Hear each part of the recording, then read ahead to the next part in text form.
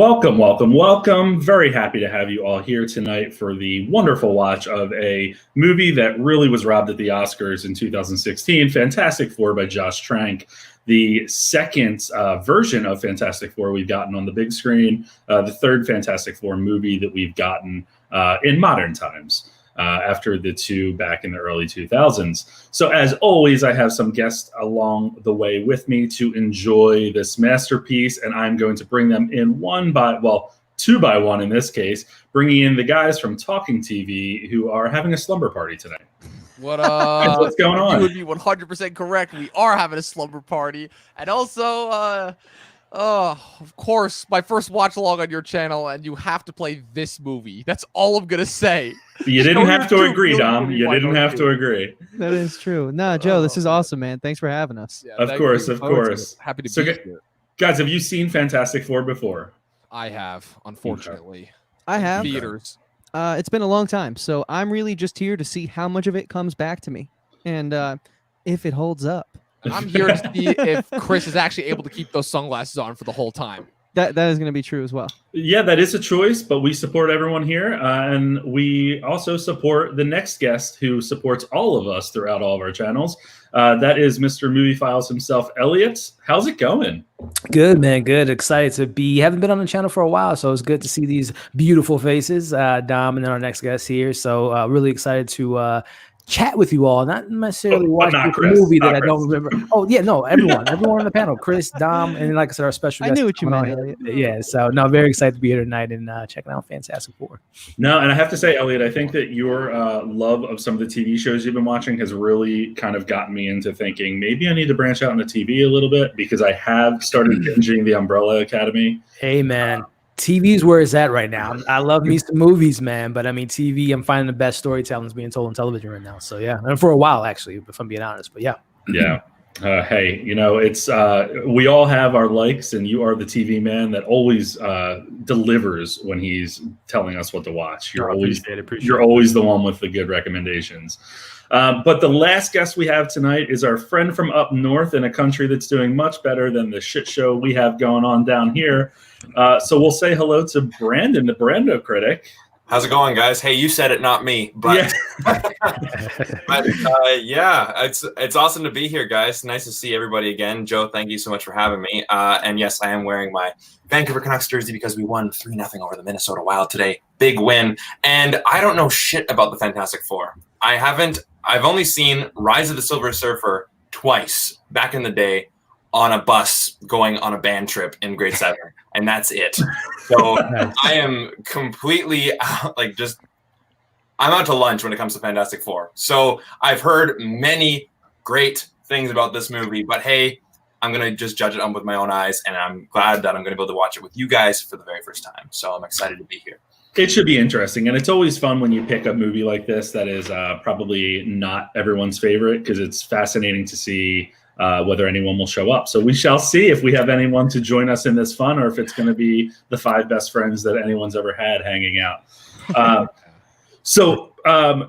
Elliot, I don't know if I asked you, did you see the Fantastic Four, this version? Yeah, I did back in 2015. Saw it once, not at the theater. It was just like at a friend's house, kind of checking in and out of the film. I got the grasp of what was going on, and I'm not going to lie. We're going to see it here in a little bit, but the first half is not that bad, but it hits a certain point where it just is a sinking ship, and it's just like Josh Trank didn't really have a grip on these characters. And I mean, we'll obviously talk about it, but I have seen it, but this will be my first time seeing it in 5 years, so it'll be kind of fresh for me.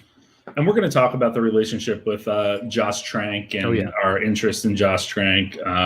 He's had a very interesting career thus far, I think, with some of the films that we've seen come from him. Yeah. But we'll talk about that as we move forward. But how about we get it started? Sound good? Sounds like a plan, man. All right. So we are going to hit on go. I'm going to say 1, 2, 3, go. Everyone ready to roll? It is on Disney Plus if you are watching and you're wondering where you can view this cinematic marvel, no pun intended, and not have to pay for it. So Disney Plus. And we're watching the Josh Trank cut, right? Correct. The Josh Trank cut from 2015. The ultimate cut. Goodbye. I can cancel your stream. All right. 3, 2, 1, go. Okay. Oh, yeah. All right. Rip. Yeah, rest in peace. Yeah. Oh, don't do that. That just makes me sad. Consolidation. Oh. Monopoly. So were you guys, I don't know if we've ever talked about kind of our interest in comics growing up, but were any of you comics readers growing up? Not growing up, but oddly enough, when I turned 21 and I realized that going out to the bars was more depressing than fun, I really just got deep into my local Barnes and Noble and picked up one of my favorite hobbies, which is now a big passion of mine. So Very nice. Very nice. Yes and no. I vaguely remember a Batman comic that was like a loose adaptation of the animated series. And then as I get older, I would like read more comics, so, like some of the bigger name ones. Like I've read Secret Wars, I've read Avengers Disassembled, I've read a lot of like the Batman has always been my favorite. So Batman, like all the good, like Killing Joke, Year One, all those. And but still, Watchmen is one of the greatest things ever written. And I've also gotten into like alternative different comic books too. Like I love the Bone series. I love Day Tripper. I just read is phenomenal by Gabriel Bond, Fabio Moon. And there was another one that I just read that I'm totally drawing a blank on. yeah, I want to get into basically, Y the Last Man though too. we like comics over here on Talking TV. to say the least. Hey, that's a good thing. What about Brandon and Elliot? Well, I watched Spider-Man, the 2002 version, when I was about 7 years old. And from there, I bought maybe like 5 Spider-Man comics. I read them then, and I haven't read a comic since. So I've enjoyed the comic book movies when they've come out in theaters, but I haven't really been a comic fan. So when people are talking about they need to get these characters and these characters, I'm so out of the loop in terms of like the characters in the universe. But I enjoy the comic book movies, but I haven't read many comics. That's what I'm trying to say. Yeah, understandable. Elliot. Yeah, no, similar to Chris, I've kind of read more comics at an older age. I've read some here and there when I was growing up and a teenager, but I've definitely kind of picked up on it in the last few years, especially with the boom of the comic book era that we're in now. And then also, like Dom was saying, there are some obscure, more, quieter comics, whether it be like, Robert Kirkman's The Invisible or The Invincible and all that different stuff. So like little obscure comics I read every now and then, but not like super comic, reading a new paperback, whatever, every week. So it's just like every now and then I'll try to pick something up and read it. Yeah, that makes sense. I'm very much the same way. I think since Marvel really took off, I have started reading the comics more. But it even may actually go back to watching Smallville growing up. Now that I'm saying that, because I think I have my uncle that always would say like that show's so far off the beaten path, and that's not Superman, and that's not what happened in the comics. And I'm like, well, then I'll read it. So I started picking up random comics here and there just to learn a little bit more. So, and they've gotten more mature, I feel, as they've, maybe it's just because I'm reading them from a older, hopefully more mature stance in life. But I definitely think they're tackling more mature themes and stuff, which is pretty entertaining to me. Yeah. No. All right. Elliot, you should check out Robert Kirkman's Outlast if you're a fan of Invisible. It's really great. Was that didn't he make well, not him, but didn't they do a show about that a couple years ago that didn't last that long? It was like a season, and I think it's kind of like Preacher in a sense, right? There's like demonic I think I know which one you're talking about. It's similar, but the show had so much potential, but unfortunately it just didn't come out the way I think anyone wanted it to. But the comic is awesome. And also we just missed the one brilliant scene where it's like, oh yeah, it's clobbering time, and it came from Ben Grimm's jerk-older brother. It's like wonderful. I thought you were going to say the brilliant scene where he says Eli Manning is like his yeah, we kind of missed that too, which was great. Eli Manning gets a lot of play in movies recently. Right? Trying to remember what movie was that recently. There was an Eli Manning joke, and I was like, Oh, what was that? It wasn't. Was it the wrong Missy or something? It might have been. Yeah, I think you might be right. Oh yeah, I'm just trying to find a power converter. Okay, I'll help you get it. Like, what? Yeah. How do we even know that they liked each other? Like, they have no history. It's like, oh yeah, I'm hiding in her junkyard. So Dom, I did forget to mention the ground rules here, and the first ground rule is do not say the lines before they actually come up, because you did that during one of our last watch-alongs, and I wanted to murder you. Well, the one thing I will say is so far I haven't said any line until after it's already been said. So I haven't broken that rule yet. We're 4 minutes into the film, Dom, so you're rolling along well. Give it time. Hey, it's not a Because classic. one thing I specialize in, it's breaking rules. But the good thing about this movie is that there are barely any lines to actually remember. So he's very true. Do you guys know why exactly? Like, what was like the big complaint about this movie? Going like, oh my god, this new one sucks. So I remember before this came out, I remember like reading a lot of people on Reddit forums and going, I hope this movie sucks so that Marvel can buy it back and all this thing. Well, so yeah, and then that happened. But so so the way that it went down is that it was never officially confirmed, but it was pretty much well known. It was one of those things that was like the worst kept secret, which is that Josh Trank, I don't know if it was that he was fired or that he just left the project, but the basic thing is that he went from like a really small budgeted movie, which was Chronicle, which is still to me his only good movie that he's done, to like this. And they were just like, okay, because the whole thing is that Fox needed to remake this movie the year that it came out so they could retain the rights. Right. And so they just put the guy and they're like, okay, let's give this. Marvel's been doing this really well. This is like in that mid 2000s range where like all these other superhero studios were just picking up all these random indie directors who had like one movie under their experience and plopping them in these giant budget movies. And Marvel seemed to be the only one that was pulling that off. And so they did that with Fox did that with Josh Trank. And they're like, yeah, you made one movie. You totally know how to do the Fantastic Four. And he had a take for sure. But I don't know if he was just overwhelmed or he didn't know how to work with the actors or whatever. But he like left halfway through, and like the last third of this movie does not even feel like it was made by the same guy. Yeah. So yeah, and the point being that apparently there were reshoots involved. Yeah. And like it's one of those things where it's like the behind the scenes, it's like a Suicide Squad where the behind the scenes problems are very obvious in the final product. But for people complaining as to like, oh, this movie just sucks before it even came out, like at least give the movie a chance. I think it also before you've even seen it, you know. It played into that whole like Elizabeth Banks situation where like and many directors done it in the past where like Josh Trank did like a tweet like a week before the premiere of the film that he basically like Dom said it was taken off the film. It was a horrible experience. There were like things about him and Miles Teller got into like physical fights on set. So like a lot of stuff led up to the premiere. A lot of people were starting to kind of build that negative buzz around it. As a film. Like Dom said, there's literally a point in the film where you can tell it's a completely different. I don't know if it was Simon Kinberg or came in to do the reshoots. Pretty sure it was Simon. It had to have been Simon Kinberg. Yeah. Simon Kinberg was so used to doing second unit shoots on that because of the amount of times he had to direct when Bryan Singer just wouldn't show up to work on X-Men movies.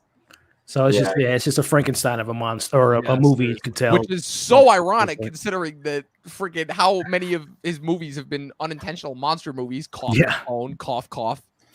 I have two initial comments so far, and one is that I'm very tired of the comic book film going back to childhood and then doing a time jump. We don't need that anymore, and I think that we've seen that we can be successful without it. So let's get rid of that. That's already a negative for me. The other one is these two trying to play teenagers. Which is just like here's the most confusing thing to me about this is that I thought that this was like a high school fair, but I only saw little kids around them. I'm like, are they high school? Is it like a middle school, like an elementary school fair? Yeah. Besides the fact that they're like clearly 30. Yeah, either way, they just look high schoolers. They look weathered. And they don't know how to use a trifold board to its fullest extent. They're like, come on, let's. Yeah. At least like the makeup and costuming can like kind of nerd Miles Teller down. But the other guy, Jimmy Bell, is that his name? Yeah. He just looks like the guy who's like, you know, he doesn't look 35, but he looks like a guy who still won a bars and he's trying to. Well, and also just going back to Jamie Bell, like here's the thing, I'm all for going against the typical comic book casting, capturing the essence of the character. I'm all for that, but then there's going so opposite where it's like you don't even believe him as the character. Like I'm sorry, like Ben Grimm is like an army ranger. He's like a buff dude, but like he's not this shrimp. He's not Jamie Bell, you know. And Ben Grimm is like he's like the Rock guy, right? That's his actual name. Yeah. Okay. Yeah. I'm so out of the loop with Fantastic Like Four. I said, you're not missing anything. But it's like even just taking the name, like you attribute, like would you think that a guy like that looks like that would be named Ben Grimm? We're gonna get to a really interesting casting suggestion on the list that I'm going to present later for Grimm, which it just completely is out of left field for me. But I think that it's gonna. I can't wait to hear it. Honestly. Yeah. It's going to bring some good conversation, I hope. Oh, and another big controversial casting point. Gasp. The Invisible Woman's dad and brother are not white? what? That was like one of the biggest things that came out about this movie. And I'm like, guys, who cares? Yeah. My only problem with so many of like the school teacher and like the little kid who comes over, they're all playing like the most generic version of an extra that you've ever seen. It's like no one has personality in this entire film. It's like sitcom characters. I mean, I know we're just into, yeah, exactly. It's like sitcom, like prototype, like casting already. Like what if we're 15 minutes in? We are 10 minutes. Yeah. 10 minutes in. We are 10 minutes in. Even worse. We're already off to the races. And this is the good part of the movie. Yeah. I feel like I know this Good movie part already. of the movie. Yeah. We made huge scientific discoveries, and you're a science nerd, and I have a hot daughter. What do you think's going to happen? The worst part is that this is based off of the whole thing is that with this movie is that they were basing it off of the ultimate version of the characters, not the original. Like the original version is where they went into space, they got hit with like the space lava, whatever, and they and like the Phoenix Force that wasn't the Phoenix Force at the time, and then they touched down on Earth and they had powers. But in the ultimate version, it was like they were a lot younger, which kind of made them more relatable because the whole thing about the Fantastic Four in the original version is that they've always been super old, and so they weren't super old. Well, I mean, they were like, how old was Reed They were Richards? adults. They're adults, but I mean, yeah. You think about like what's his name, who the Human Torch, like he wasn't. Right, He was Johnny like, Storm, He was right? like, oh, with the Yeah, exception, Johnny of Storm was like, younger, it was like yeah. in the '60s, and it was like they were basically trying. It was basically like Stan Lee trying to do his Marvel version of the Jetsons. It's like, oh, Johnny, you young whippersnapper, you. I don't know. It was kind of nice to see them all on a level playing field as far as them being teens. And the whole thing is that Reed like invents this device that is like that is like the most insane thing. Like he's welcomed into this core of other like high-minded science-oriented people that are like trying to further discuss it, and he like creates like this this matter operating device. But the whole thing is that he has the idea for it. Stop looking at me like that. Don't look at me like that. You're right here. It's hard not to. So but the whole thing is that he invents this device, and it is supposed to be like legitimately surprising because like he's within a group of peers that like respect him for it, and the whole thing is that he's found his place finally after years of neglect and being bullied in high school where Ben was the only one that looked out for him. And then when he gets to the Baxter building, it's like, okay, you found your place, you're good. Then he screws up and gives them all powers, and it's horrifying. And also, like, just to slow your roll a little bit, as a 12-year veteran of working in higher education, that is a bullshit dorm room that you would never get. Right. With a single bed, especially in New York, that is not Right. happening. So Sorry, residence hall. Is the Baxter? I get it. Is that like the Oscorp of Fantastic Four, Mhm. or what is like the Baxter? Yeah, like, pretty much. Yeah. Pretty much. Okay, gotcha. Wow. And Which that's is- I guess where Mr. Fantastic, right? Johnny, no, not Johnny Storm. Johnny Storm is Reed- Human Torch. Yeah, Reed Reed. Richards. Reed Richards, right? So Mhm. Reed Richards, Mr. Fantastic. He's like the main science guru, Yeah, he's the right? main dude. And he works in the Baxter building. So the basic origin is that Reed Richards was a science guy. Yeah. The whole thing about the Baxter building is that's really just their headquarters. The Baxter building really doesn't take a big part until the Ultimate Comics, which was their base on. The whole thing is in the original comics in the 60s, the Baxter building was just their headquarters after they got back, Okay, right? so it's theirs. I think it was just a building that they leased. But in the Ultimate Comics, which is what this movie is based on, the whole thing is that the Baxter building was like this special scientific academy that like where like the highest minds went. And then once they got their powers, they made that their like base of operations. They were like still being like experimented on by the government, and they were like working through their powers and all that stuff. Right. I'm very concerned that I'm going to end up liking this movie. I hate this so far. Are you? I seeing doubt things it. so Yeah, I far doubt that it. you like? Like I said, the first half of this I was film about is to say, pretty, I'm like, pretty explain that a legit. Please explain it to me because I am lost as to how anybody likes this so far. Well, you've seen it, so you know the yeah. payoff, and that apparently there is not one. So, like, I don't know. Two things. One is that it is formulaic so far, but whatever. Like, it kind of reminds me of like early or late 90s, early 2000s comic book TV shows or movie tries. And then the second thing is, I think that when I find out people hate something so much, I try that much harder to like it. I get that. Yeah, Subconsciously. It's the hipster syndrome. I get it. I get How it. dare you? How I get dare it. you? Oh. I get it too. Don't worry. I went to a film school with a bunch of hipsters, right? So I know Is it exactly. possible to go to film school now without hipsters? Yeah. Oh, I mean, like the whole. It's like a different. I don't know if there's the different breeds of hipsters in different parts of the world, but like the Vancouver, Seattle, Portland, that whole stretch of hipster is just like, Yeah. like the very stereotypical wearing a toque, has like the big mustache, and like the Toy Story is like this capitalistic like. Oh God! Give me a Those break. types of people. My favorite movie is like Street Fighter, but like the 1974 Algerian version. Oh, right, which we've right. never seen before. No, literally, All they do. right. I get this one guy who like tries to make Look at all these bullshit statements about how like, oh, every movie is like capitalist propaganda, but then they love like Transformers and Resident Evil. It's like, shut up! You just destroyed your own credibility. Yeah. Tim Blake Nelson. Oh, huh? Tim Blake Nelson in another comic book part that will go nowhere. Joe, what did you think about that boy tries to talk to girl interaction there that we've seen 1,000 times? Yeah, right. I was about to say. I think we've seen it 1,000 times, and I'm just like, Yeah. okay. Not Like, to mention, it was just terrible. It's just He says bye. uninteresting. She heard Yeah. him, but she doesn't acknowledge it to make him feel like whatever as she walks like, away, "Boy, that's and pretty it's cool." just setting up the The tension. fact that just from a sound standpoint, you're a sound guy. Like they're whispering. I'm like, can you speak up? Like I can barely hear you. Well, The actually, cut- the sound guy, I gotta say, they were in a library, so I think it was actually pretty well done. Right, whatever. Can- Whatever. Let's got to be honest, man.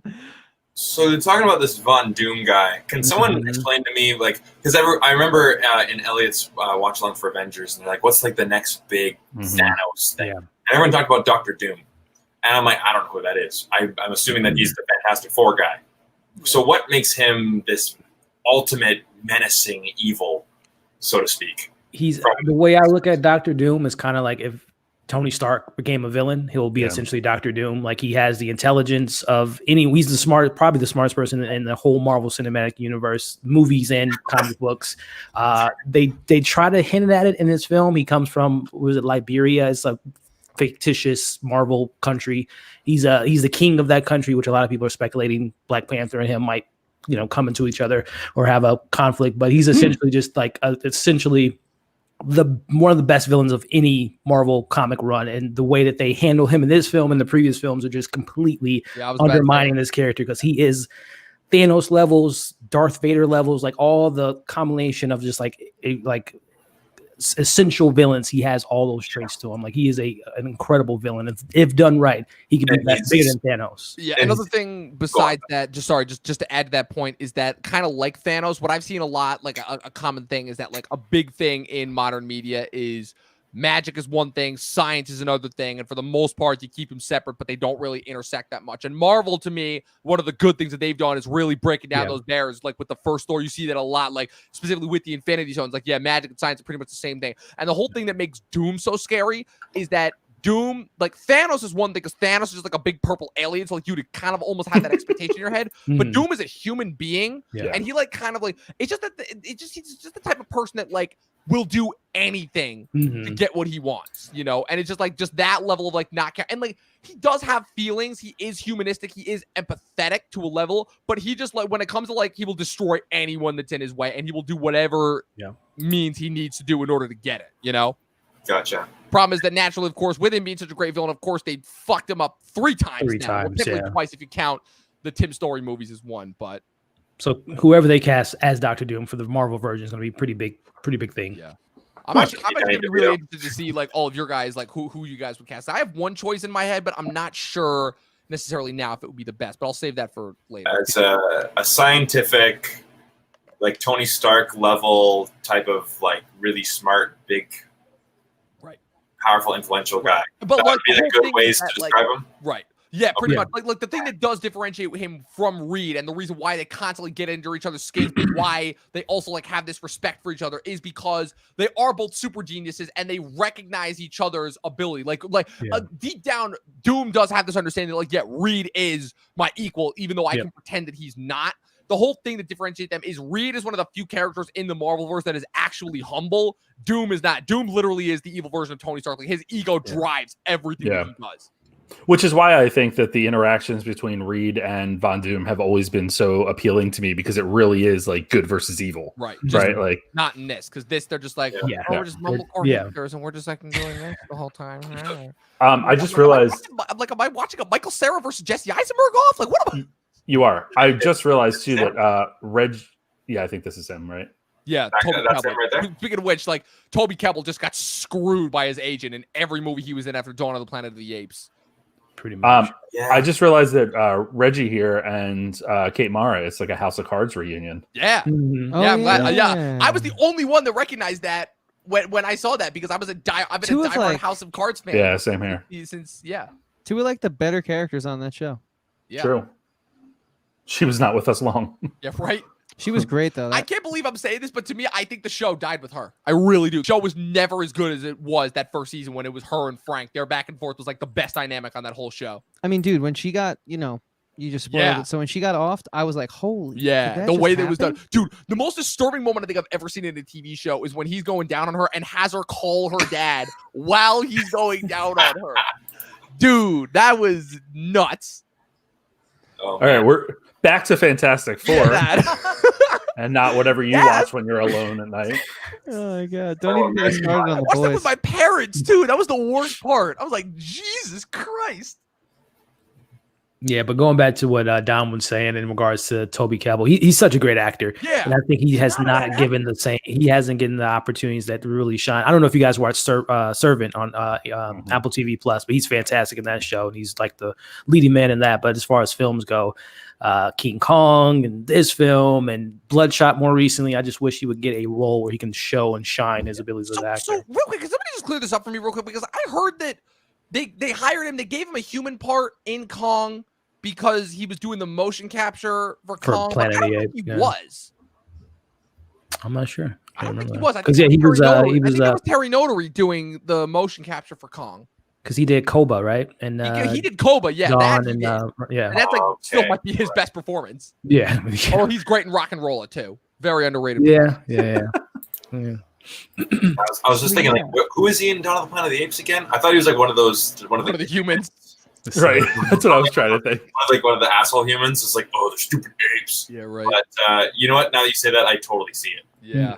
Can I just say though? I mean, if we are focusing on the film, I kind of am, and this is just like dry delivery Yeah, after see, that's dry what I mean. delivery after dry. See, Like, that's the, that's you what I know, mean when I didn't understand when people said like, "Oh, the first half is good." I'm like, really?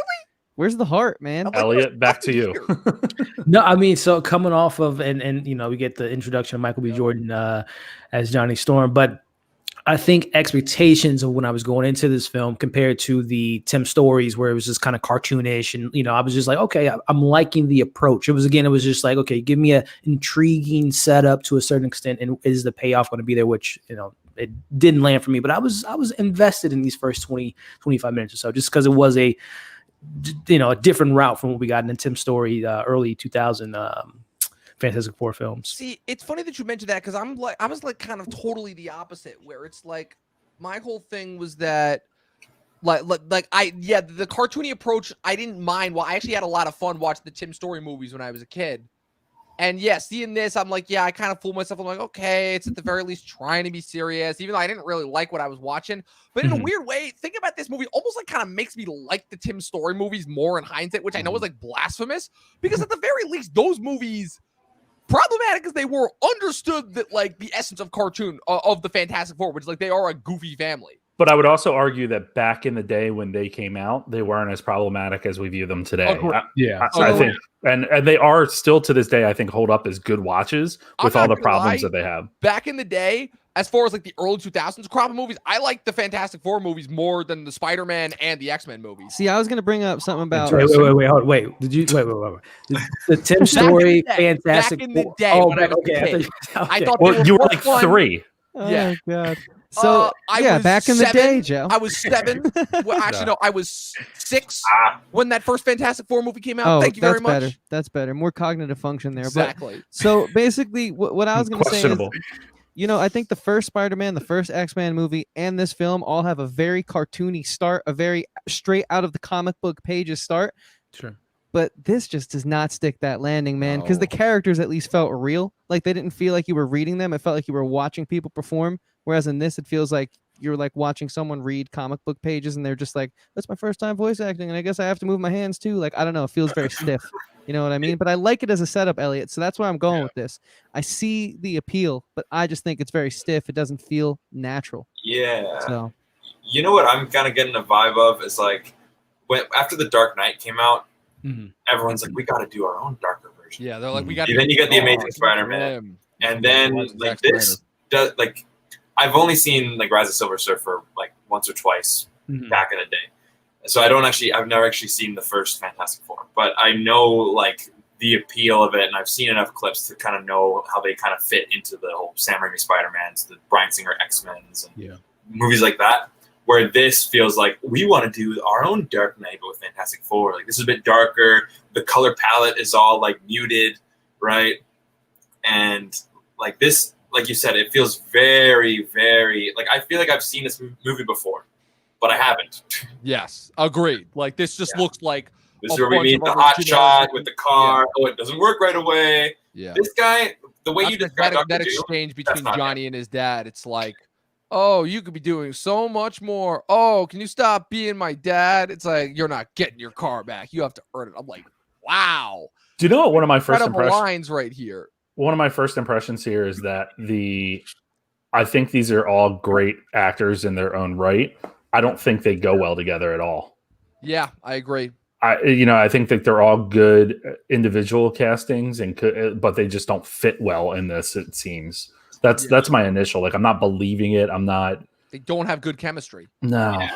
Like I heard, like my professors have told me, like the main job of the director is to get the best performance out of your actors. Mm-hmm. You tell the cinematographer what you want, and they get the look. You tell the costume department what costumes you want, and they get the look. Your job is to try to get the best performance out of the actors. And with them not really meshing well together, like again, if I was watching this solo, it might be a bit different, but I highly doubt it. But yeah, like it just seems like, oh, Miles Teller was in Whiplash, so we're gonna give him this role. Kate Mara, she was in House of Cards. They're two good-looking people, like they're gonna have a relationship. It doesn't. Michael B. Jordan is gonna be in Creed. Let's put him in there. Yeah, I think. How does that make sense that he's Johnny and she's Sue? Who we'll make them adopted. It feels like a casting agent casted this movie as opposed to a casting director. Yeah. Well, I think one of the problems, like we're just noticing now, like this kind of montage of them somewhat having a building together, but we don't get that quieter moment of them like having a moment of maybe disagreeing with each other or solving a problem. They're just going by so quick that we don't get. Again, this is Marvel's first family, and none of this has felt like a family yet, right? So that's really one of the biggest things with Josh Trank. I think I read because a couple months ago he came out and was on. Was it Schmo's? That interview with Christian Harloff. An interview and has like a tell-all. He's been really spilling the beans on his interpretation of these characters. And again, it just boils down to he doesn't know who the Fantastic Four is. Yeah. He just took they gave him this opportunity and he put his own spin to it. I think he even said that he didn't even read the comics. And not that you have to be like read every Fantastic Four, but you have to know who the characters are. And I think he really wanted to put his own spin to it, and just like again, there's no dynamic of Marvel's first family throughout this, this movie. Completely. But also, what terrible hiring then? What was that initial pitch meeting looking like? Because it's like it's Fox trying to get every other studio. It's what Sony was doing. It's what Warner Brothers was doing. It's what they were all doing at this time. They're like, okay, Marvel just got the Russos off a TV show and James Gunn off of Super.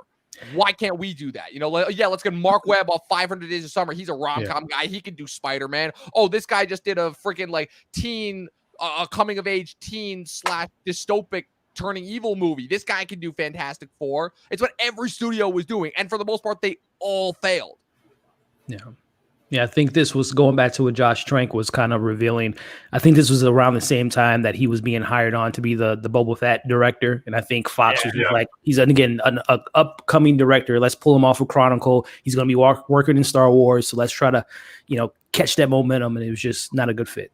For me, it's just like, man, you're right. Like that montage scene, there was no payoff after it, though. It's like if it's a comic book type film, you want the montage. You got to speed things up. You can't get caught up in the minutia too long. But where was like that team building moment? Because it would have made the montage of them working together, building everything, prepping so much stronger. And it's just like I think a lot of this film doesn't work. Like we're talking about like bad direction. We're talking about like the screenplay just not being tight and the director not knowing the characters is a big no-no. I mean, this is just. Yeah, like the whole thing is that like the whole thing is like set up payoff. That's how it's supposed to work. Like Reed and Victor may have dated, or like Victor is lusting after Sue, but she's into Reed and whatever, and that leads to like that is a big part of why Victor hates Reed, and not because he actually had any feelings for Sue, but because he just wanted to own her, just like everything else he does.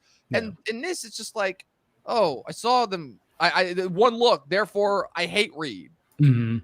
You know, and I'm just gonna be a dick now. And There also, you go. and also a big problem that I have with this movie, which is a big problem that I have with a lot of them, telling us instead of showing us. We're told about Victor. It's like, oh, look, he's Adolf. And it's like, what? We don't know anything about this guy. We just met him. Yeah, him. Yeah. I mean, And that's actually a really good point. I think it's very shallow in a lot of ways, right? Like they're trying to move it along so quickly that they're not giving you the background or any of the story. You're just like, it's to this point, and I'm following what I'm following what is presented to me. That doesn't mean I am following, but they didn't really dive into the background that's supposed to give you this understanding of what potentially is coming down the road, or what the tension is between these 5 individuals. Yeah. No, they didn't, and it's just like it's not the shortest film in the world either. I mean, it's not a long film, especially if we're talking about superhero films. But It's perfect time. it is ideally, if it's a good movie, it's the perfect time to leave an impact, not keep you there too long. But there's just so much missing from this. So blows weirdly my enough, mind. so this does remind me of 2 other examples that came after this of superhero movies that very clearly had a lot cut from them, were just mangled in the editing room. Obviously, that being Suicide Squad and Venom.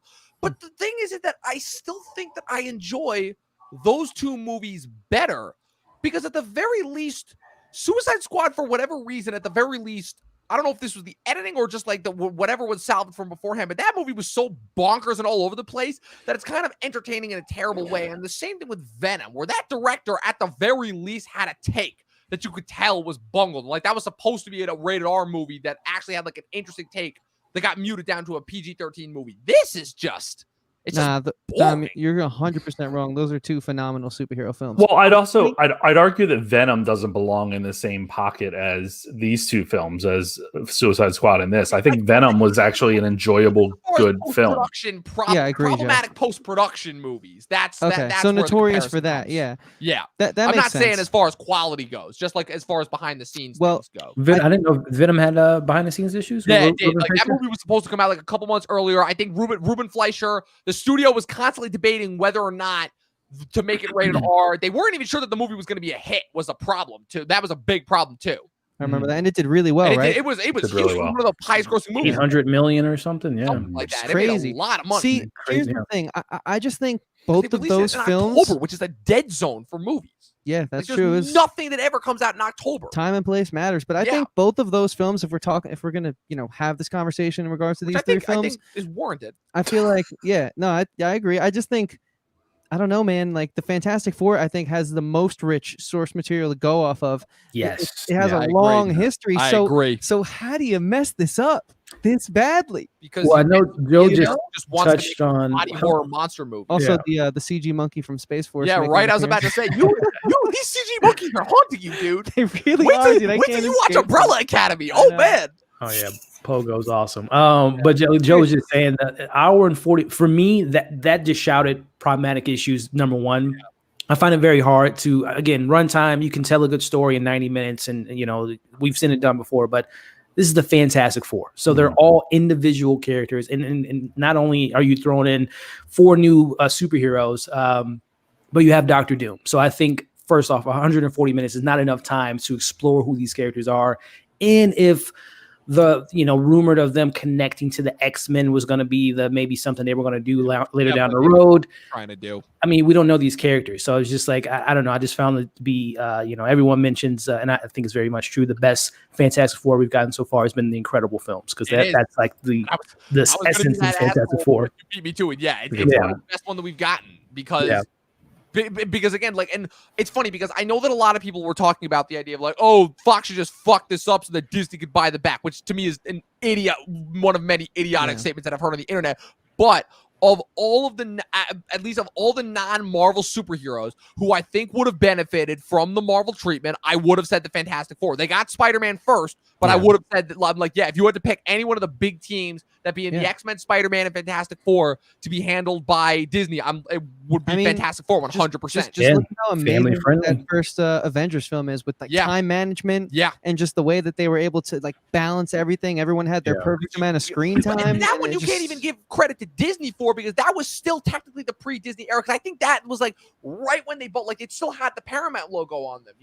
That was just a matter of you got a guy in there who knew what he was doing as far as because he understood the characters. In my opinion, Yeah, Yes. I think that's the source of one of the big sources of this. Yeah, like to me, like I know it would be really cliche, but like you get a Brad Bird, you get a Peyton Reed, you get somebody who wonders, like even like weirdly enough, even though like they would never happen because he's semi-retired and probably too old, but even you got like a Richard Donner. I could totally see Richard Donner pulling off a Fantastic Four movie. Yeah. Well, it's funny you brought up.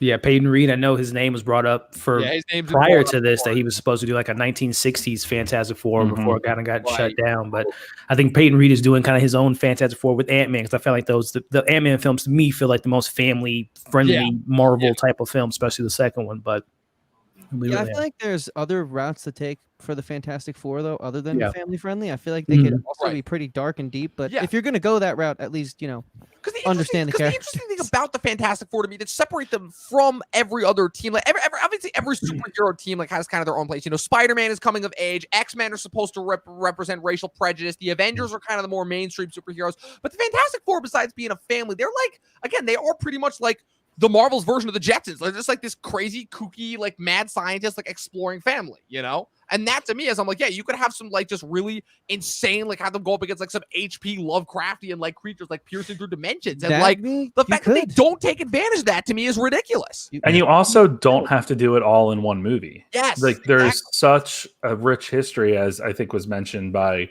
Chris earlier, and I think Elliot talked about it too. Yeah. There's the rich history with the Fantastic Four that you can set them up and send them on like, a little origin, like this is how they got their powers type thing.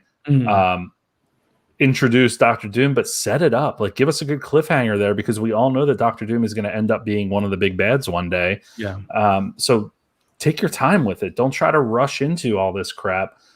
Especially like if you're going to have an hour and 40-minute movie, do something with it. Yeah. Not to mention the fact that, like, I mean, we haven't seen Jamie Bell's character in like 20 minutes. Yeah, on right. I was going to say that. Yeah. Right. Where did he go? Yeah, they get drunk. You're like, yeah, we're just gonna go and pierce the barrier and go into a different dimension. Totally normal.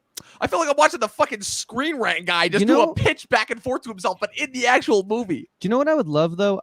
I would love to Barely an see inconvenience. Reed Richards and Doctor Strange on the same screen together. Yes. Oh yeah, that would be magic. That would be so interesting. Yeah. Cough, Illuminati movie. Cough, cough. I mean, you could do anything. Yeah. You could take them out of the family. Rumored to have, friendly realm. Mhm. But, like, I have a question for you guys because, like, TV nerd here. Mhm. Josh Trank, did he ever recover from this film? Is he like the one-hit wonder guy with Chronicle, or what's the deal Yeah, with he that? made a movie called Capone, which was like one Oh, of that- those, he did that he film? did that movie, Okay. which he claimed was going to be his big comeback. He surprisingly didn't shit on that movie, and that movie's like one of the worst things I've ever seen. Yeah. I don't know how anybody I remember liked seeing that Elliot's movie. review for that Oh film. my god! Oh, I haven't seen Capone actually. Oh, you didn't do that? Then No. it must have been Flicks. No, then. no, no. Someone tore it up. You remember, no, that was my written review on Letterboxd that I We look literally very was similar, like, what the fuck did I just watch? That No, was but that. I watched one of these guys. I think Okay. Flicks tore it up, but damn. Okay, so Elliot, watch that film and let me know what Oh you think my about God, it. Then I I'll hated watch it if you watch it, Elliot. Watch it. We'll complete our Josh Trank filmography. Yeah. This is really judgmental. Yeah. But he also just looks like a jerk. Who? Like let me There you go. Yeah, dude. Oh, I don't Josh know, Trank? man. Oh, Josh Trank. Yeah, he does. Do you Yeah. follow him on? Did you guys follow the whole That's also a terrible fiasco on Instagram like 2 it's on months ago? IMDb. Sorry, go ahead. Did you Elliot. follow like the whole situation on Instagram a couple months ago?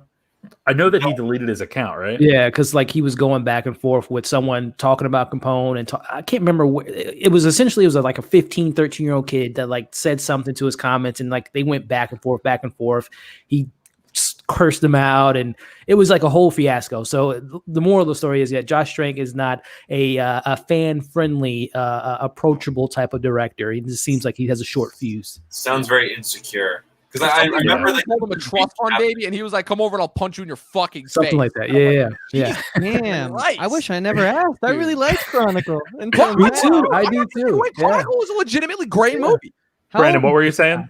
Oh, I was just gonna say, like, I remember like the tweet that happened like right before this movie came out. It's like, yeah, I made a great film, but no one's gonna see it because 20th Century Fox re-edited it. And it's like, you are never gonna work in Hollywood again. Yeah. Like, Well, not what to mention studio that is ever gonna want to like, hire okay, someone? well, I'm gonna pull a Suicide Squad then because if this was the movie that we were gonna get for the whole thing, then I don't know.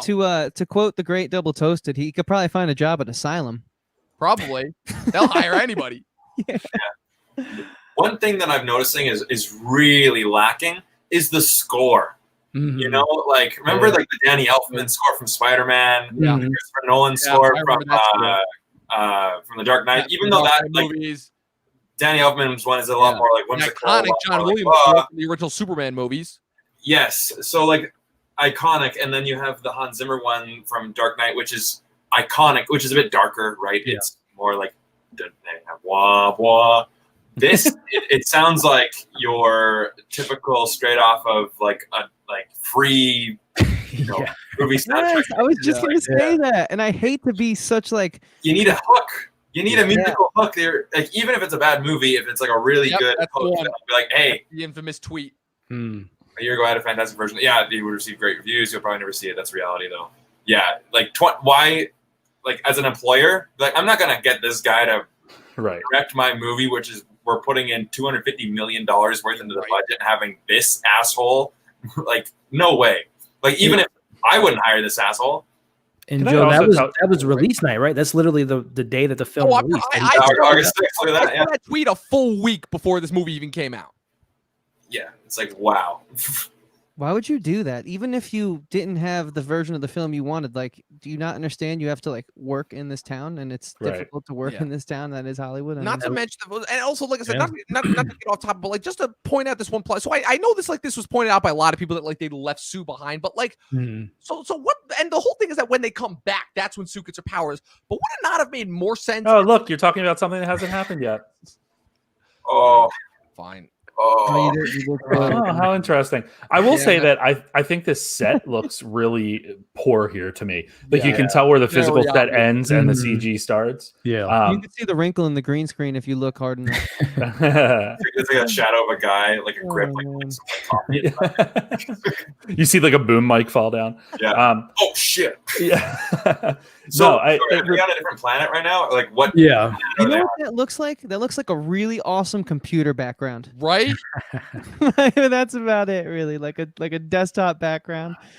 Other than that, though, it's just I always think it's bad when you can think of a television show that had better graphics than a movie. And I don't know if any of you watched the show Krypton, since we're talking about superhero movies, but I actually really enjoyed that show, and their settings were actually really good. Like the physical sets were pretty solid. And this is just pretty bad. And he looks like Sub-Zero right there. So first time watchers, any redeeming qualities so far, or? This right now looks like your Mass Effect ripoff that you buy at a Walmart bargain bin for Xbox. Yeah. You know? Yeah. Like what I mean, and again, I don't know the Fantastic Four. But when I think of the Fantastic Four, like the Fantastic Four,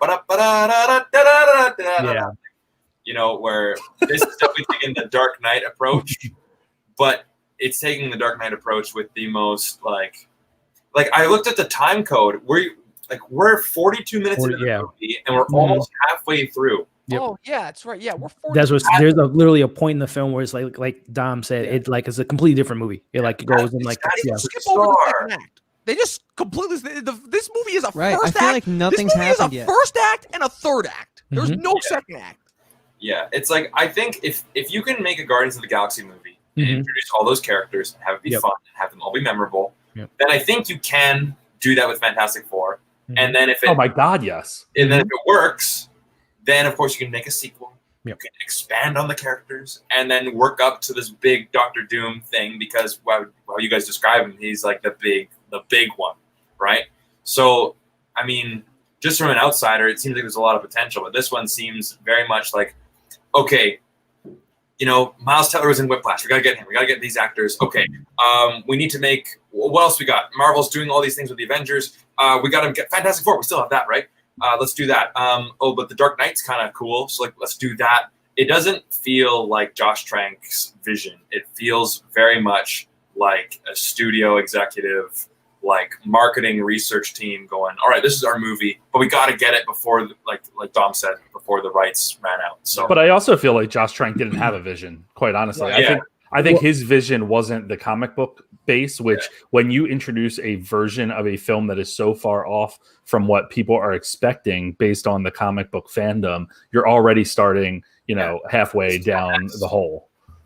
I wanted to look it up, just double check, but it was actually the somewhat of a complete opposite. They actually had plans to do a sequel to this in 2 years after that, really? to follow Josh Trank's kind of, if he had a vision for these characters. But yeah, there was a slated sequel for June. It was supposed to come out like around Planet of the Apes. Yeah, July 14th, 2017 was the slot for the second movie of this. So, Well, was that before this movie was released? yeah, well, it was like they announced it where they had announced it. The sequel was announced, I think, like maybe a month or two before the film was coming out. I'm not See, mistaken. that's a personal It was pet a peeve of canceled mine. sequel. Because they'll go like, "Oh, we're gonna do I'm a sorry. trilogy." It was before they even filmed the movie that they were announcing they were gonna had a slot slated out for the second one 2 years Don't after this. count your chickens before they hatch. Yeah, We're studios gonna were doing trilogy. that a Get the first lot. film at that right. time Yeah. period. Like, Remember when they were going to set up the whole Spider-Man cinematic universe before Amazing Spider-Man 2? We also how that turned out. Remember the Power Rangers reboot? They had That 7 too. movies. Dark Universe. I mean, yeah, Seven, there's been yeah. Yeah, 7 Dark movies, Universe. Yeah, really? there were a lot of those. oh, I never saw. I Power think it's one of Rangers. those Never things saw Power where, Marvel changed the game. I don't just say that. We all know it. Yeah. But I feel like there was a corporate pressure in that where the one-off film, it's expected by the fan base to have a follow-up. yeah. But just focus on the one film at a time. That's what Marvel did. No one saw them getting to this point. Like, sure, Feige was like there the whole time, but it took years to develop. And I just feel like what DC did terribly, which now they're starting to go back to the start. Stop trying to be at the finish line. You got to run the race. You can't just get to the finish line. And it's just, I think that's the issue with this. The Dark Universe, it's a great example of that. Like, don't say it's a Dark Universe until the movie's a hit. Then do a second one. And you know what I mean? Like, take your time with it. Film is not meant to be rushed. It's like the most collaborative art form. That's why there's all those names at the end of a film. You can't rush it. Somewhat random, but kind of within this same conversation. John Wick 4 and 5 being announced the film back to back. Yeah. I don't know how you guys feel about that. It just, I don't want to say it essentially says that Keanu Reeves is going to live in 4. We don't, someone maybe can take up the mantle. But do you guys? I mean, John Wick again. I'm a big John Wick fan. Do you guys like that announcement of 4 and 5 filming back to back? Yeah, just to finish my thought on that real quick, I think that like you said, that sucks because we know he's not going to die in 4 if that was to happen. But I feel like that's at least more appropriate to announce a universe or continuing the franchise than at like film 1 before it even comes out. You know? But still These not are good. 3 movies that are critically acclaimed. Yeah. There's a fan base, and they make money. So you have all 3 of those, and then they go, let's make the final 2. I don't know. They said the final 2, but like we're going to do the next 2 back to back. And for just John Wick in particular, one of my criticisms has been that you could tell they didn't know where they were going after each film. That it was like, oh shit, that one did well. Let's make another one. Oh shit, that one did well. Let's expand it a little bit. But remember, this thing was also going on, and maybe you didn't realize it was happening in the first chapter. But in chapter 3, we're going to reveal all that. So I like that they at least are like setting the stage for hopefully a cohesive. If they're filming back to back, I assume it's a cohesive story. Right. So I like that. That's a nice change for them. I call it the Transformers effect, where it's like you have your main movie, and then when you make a sequel, you got to get more backstory, which kind of contradicts the first movie. Then you have the third movie that has more backstory that was happening at the same time. So it's like when you watch the first movie, you're like, all the backstories for all the sequels are happening right now. So it's you're moving forward, but you're also going back at the same time, and it's going out this way. And that's also how the Saw series was. Like once you got into like the 3rd and 4th and whatever, you had movies that were happening like at the same time as the original, and then oh my god, that timeline is all over the place. It's crazy. Huh. Wow. So have we reached the point where it completely changes? Not yet. Not yet. Weirdly enough, so here's the strange thing. Weirdly enough, this is probably the only point in the movie where I am actually legitimately interested, because this is the one point to me that Josh Trank actually got right from the body horror aspect. Yeah, the body horror, like the actual showing them transforming. That was actually well done. That was probably the only thing that was actually well done about this movie. Yeah, he tried to do his The Fly, paying homage to that kind of body transformation. And we're already halfway through the movie. Right, which is the problem. And I feel like this should have all happened in like the first 25 minutes. Like, establish this, get the first act over with, and then give us the meat and potatoes. Thank you. Yeah, 25 to 30. Exactly. Act 2, Act 3. Yeah. Someone should have told him that, dude. You can't direct the film without knowing that. I'm just kidding. It's definitely a job I don't think I could pull off ever. So I don't want to be that critical, but It's all jokes. You can hear. There's certain films that you can just tell there's not really an arc. They don't understand story structure. Yeah. Yeah, let's set up for the fourth movie, but like let's have all this stuff in the first movie. But then when you got a jumbled mess, no one cares. You know what I mean? Yeah. So. Yeah, as far as John Wick goes, I mean, it's pretty much established itself as like being like the next action franchise where they could make as many sequels as they want. They're good. Like the whole thing with me was I thought 1 was phenomenal. I thought it was going to be a one-off. It turned out to be super successful. They made a sequel.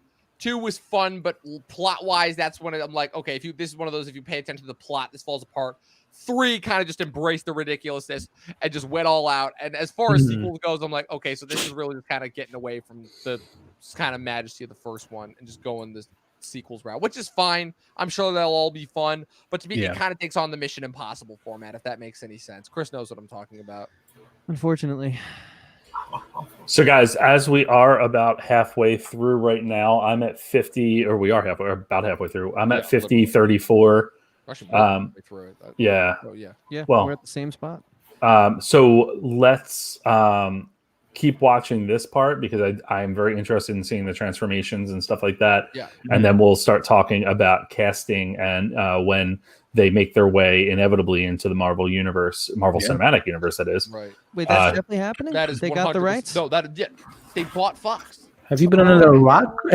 You're right. I did not know that's what that meant. Okay, cool. That's cool. That gives them these guys and X-Men. X-Men, yeah. Oh, that's sick. All right. Yeah. Cool.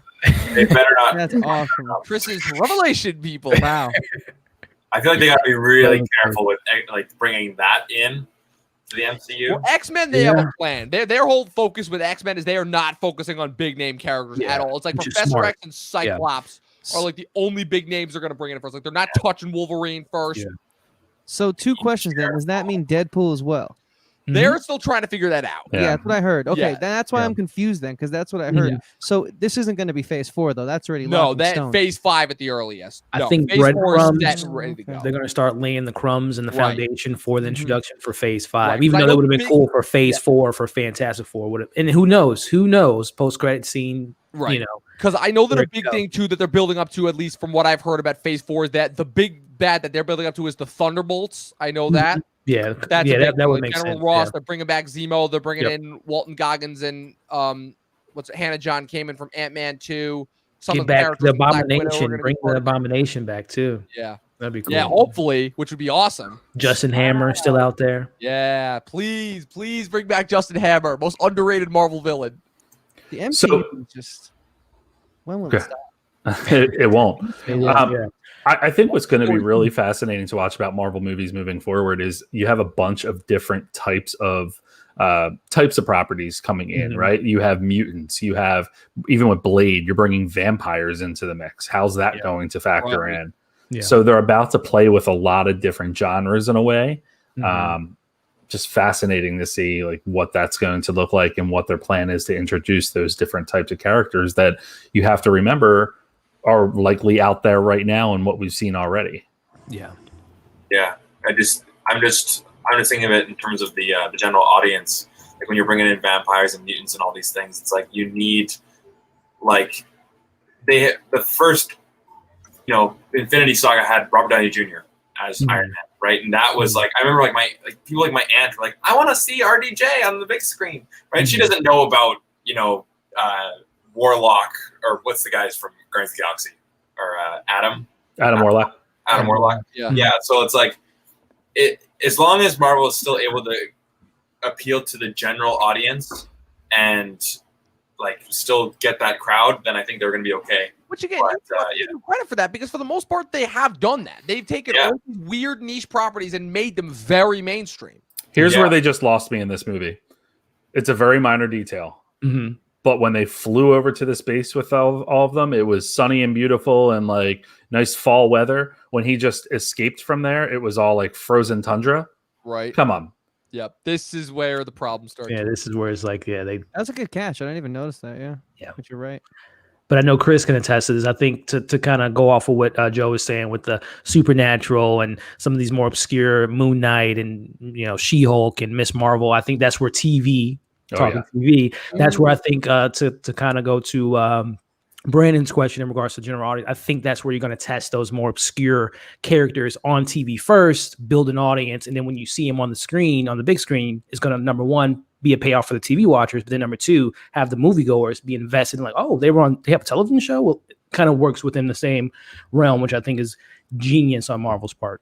It's what I thought DC should have done with Grant Gustafson as the Flash. Yeah. Because people love him. Yeah. And they should try and rebrand the Runaways, just a little side tangent. They should get Moon Knight and Devil Dinosaur in there. Like they could do because they're all connected. Yeah. And why can't they have TV shows? Obviously they're doing that though with the Hawkeye show and all that stuff. So they're doing that, which is awesome. Yep. DC again, I think has to take notes. You know? Yeah, well, I disagree with the taking notes part on the TV front for DC, because I think DC's traditionally been the better of the two with TV. But I think, what we're seeing with Marvel now, and why I think they'll be successful with their Disney Plus properties, is because it's under the auspices of or under the control of Fahey ultimately, right? So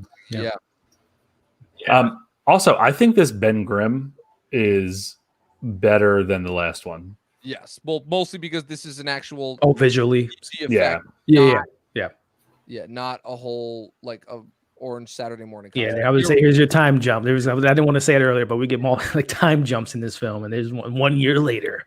Yep. So all the development of the characters, we just fast forward. We're seeing them on missions. Fast forward. We don't get any of this stuff. Which he's naked.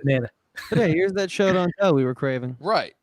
So we got what we wanted. Yeah.